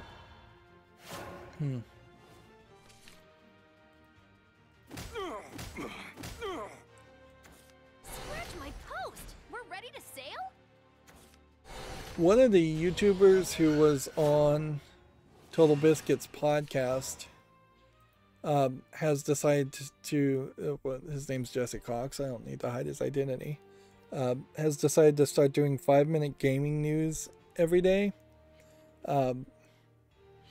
which is kind of funny because they pretty much had given up on doing any kind of news content, and Total Biscuit was really running the news content when he was still alive, and so it's taken him several years to get back around to deciding he wants to be involved in something like that.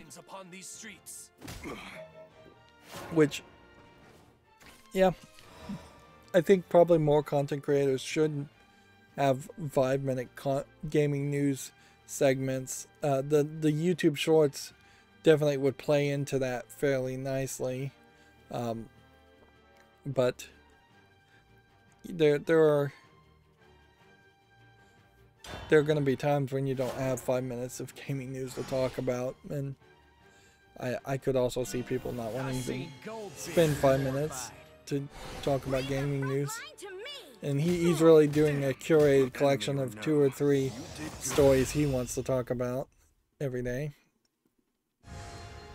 which would be very different from what I'm doing. Like, there's really no way to go through every single game that comes out on Steam and have 5 minutes of gaming news. I'm too long-winded in general to have 5 minutes of gaming news anyways.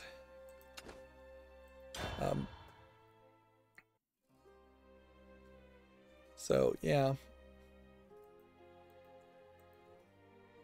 Yeah, I was watching the trailer here for this Chernobyl Inferno, and yeah, I guess I'll give it a follow.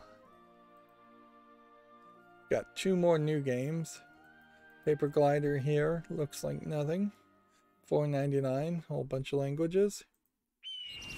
And then Cat Town. To arms! There's a battle underway! Are you playing as a cat? You're looking for a fight. Are you trying to find cats? Is this a survival game? Is this a survival game where you are a city cat abandoned in the forest? But yeah. Well, I imagine cats can adjust fairly well in a different environment. A city cat is highly unlikely to survive well if you abandon them in the forest compared to plus frankly there's just so many cats. Abandoning a cat somewhere versus just dropping them off to a shelter, even though it probably will be a kill shelter and kill the cat, is better. It's better for them to die relatively quickly than to starve to death and live a horrific life or be hit by a car. What this could have been very interesting, but what this really looks like this is just an asset flip game. I like the idea of potentially playing as a cat and then finding some other cat friends. But then you have this like bikini laden NPC character for no reason, and that just tells me that there's nothing here, and that this is really just an asset flip. $4.79 English and Chinese. And then we have this GameDeveloper.com article that we've already talked about, but this points out why it's important for my program to open the article that we talked about in the previous stream, because otherwise, if I didn't have the code doing that, I would have no visual marker to tell me I'm about to move into the fall list games, because it would just be Steam game and then another Steam game, and I would have to always have the presence of mind to look at the date at that point, and I don't want to have that presence of mind. Alright, so here we have some horrific graphics for a game called Lamentum, which is rated very positively. It's not an early access, it's 1039 single player. I think that satisfies all the questions that needed to be asked, and tells me that this is a game that should go to the wish list. And I would say with its weird graphics, it would be a great game to potentially cover in a Halloween month, which I assume I still am going to try and do Halloween months this year, even though I might get very far ahead as far as recording things. But like, I may finish Fallout 3 and realize that I'm already have enough footage to go to October of this year.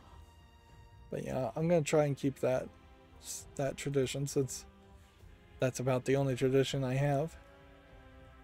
Lambs on the Road, the beginning, may be a demo for a bigger game. I suppose it needs a little bit more time in this case. This is labeled as the beginning, but everything else just calls it Lambs on the Road. So we gotta wait till it gets to 30 reviews. Game Lake here is rated very positively. As you play as a mail carrier, go through some adventures, talk to people, have some relationships, some just adult relationships, not just sex and dating, just real relationships. English full audio is also appreciated. $19.99. Well, that's every criteria, so link goes to the wish list. Next we have one that came out in December of 2022, so it's been a year, and it has 2 user reviews. So I think that pretty much means it's unrelevant. Not relevant, so we'll take it off the fall list. It's kind of pointless at looking at the price and the language is being supported when we're taking it out of the fall list. Here we have a visual novel that's positive, and it is a different art style and a different time set, so it's pretty expensive, so I probably would never buy it. It's a Korean visual novel, you don't get a lot of those. Right, so, but that too deserves to make it to the wish list. Let's see. Lacunia sci-fi noir adventure. Looks like a point-and-click adventure. Again, rated very positively, over 30 reviews. By far not early access. $15.99. Does support English.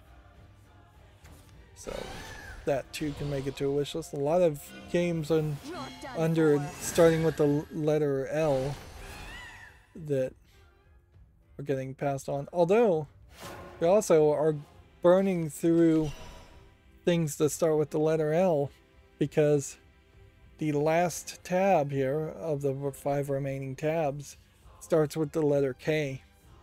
So yeah,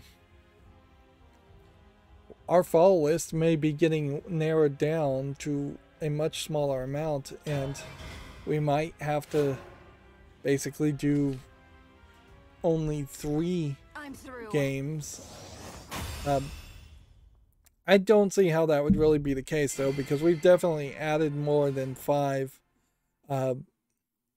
We've definitely added more than 5 things to the fall list. So as long as we're covering fewer games on the fall list cleanup than what we added to the fall list, we will always be growing the fall list, for better or worse. We got our 3rd quick disconnect. General, we destroyed them. Which that's great, because it means while we didn't get this done, we did a decent amount of stuff by new lowered standards. And I'm not paying any attention to like Battle Pass, so I have no idea when it finishes. And I'm at like level 7, so definitely not getting anywhere with that. And then the solo quest here. Yeah, I'm just gonna have to either play this one with the bonus points already unlocked and hope I win, or play this one and just get better at it. Getting other... if I keep playing, I'll get 300 points for getting 15 quest matches victories. But I almost certainly won't ever have the time or effort to get these 600 points or any of this. So instead, I would just grind out with victories with the remaining 12,000 points of mana. Is what they're calling it. If we could just grind out to 8,000, then I think we'd get all the animated cards. Yeah. So if we get to 8,000, we'll get all the animated cards. If we get to 10,000, we'll get the flare. And then everything above 10,000 is just card packs and Sears globes.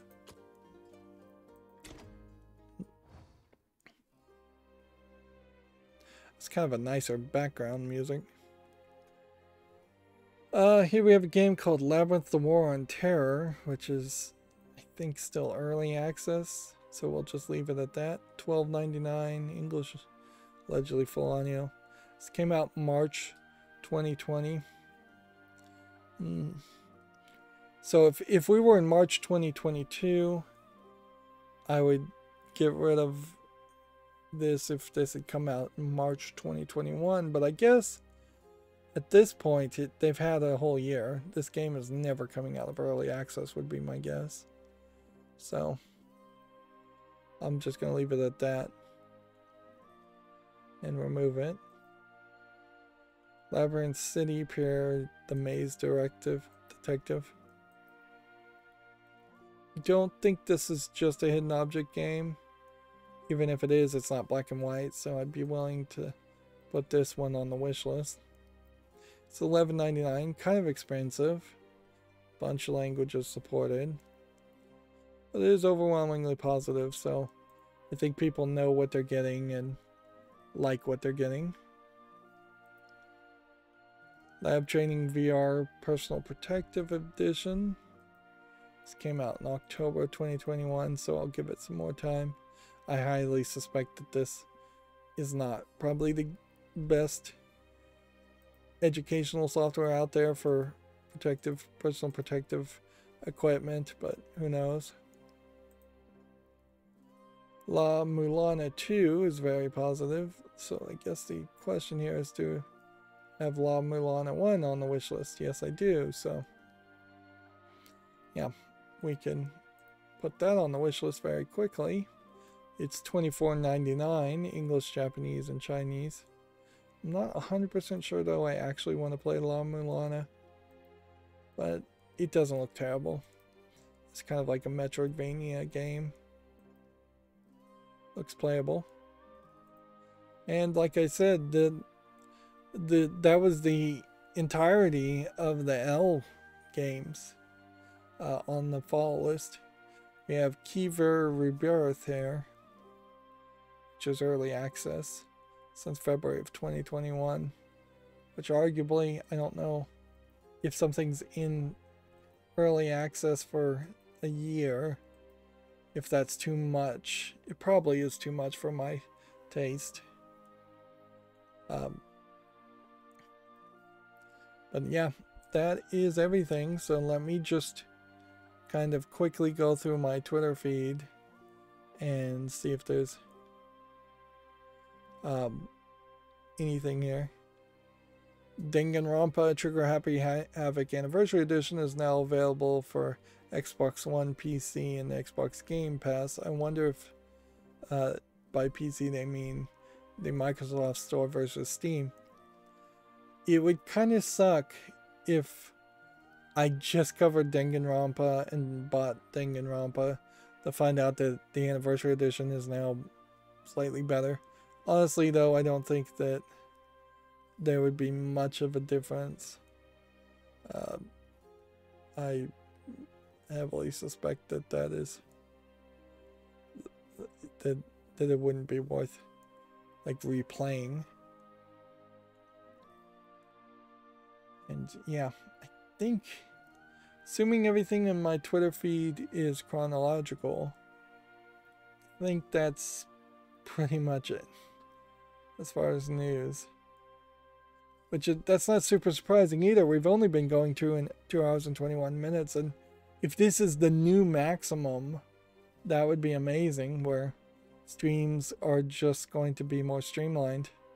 But I don't believe that to be the case. I definitely think eventually we will get somewhere around Thanksgiving, Black Friday of 2022, and that we will be back to a lot more games being announced. Yeah, over this Martin Luther King holiday, it does seem like there was a kind of smaller amount of games that were allowed to come out on Steam, and with the exception of one asset flip bikini, not even bikini, like 3D model in a single piece swimsuit. There was no adult content games at all released over this weekend, which I suspect may mean we'll see a bunch next weekend, or I wouldn't even be surprised if they pushed it and we didn't see any until the weekend after next weekend, just because of the Martin Luther King holiday.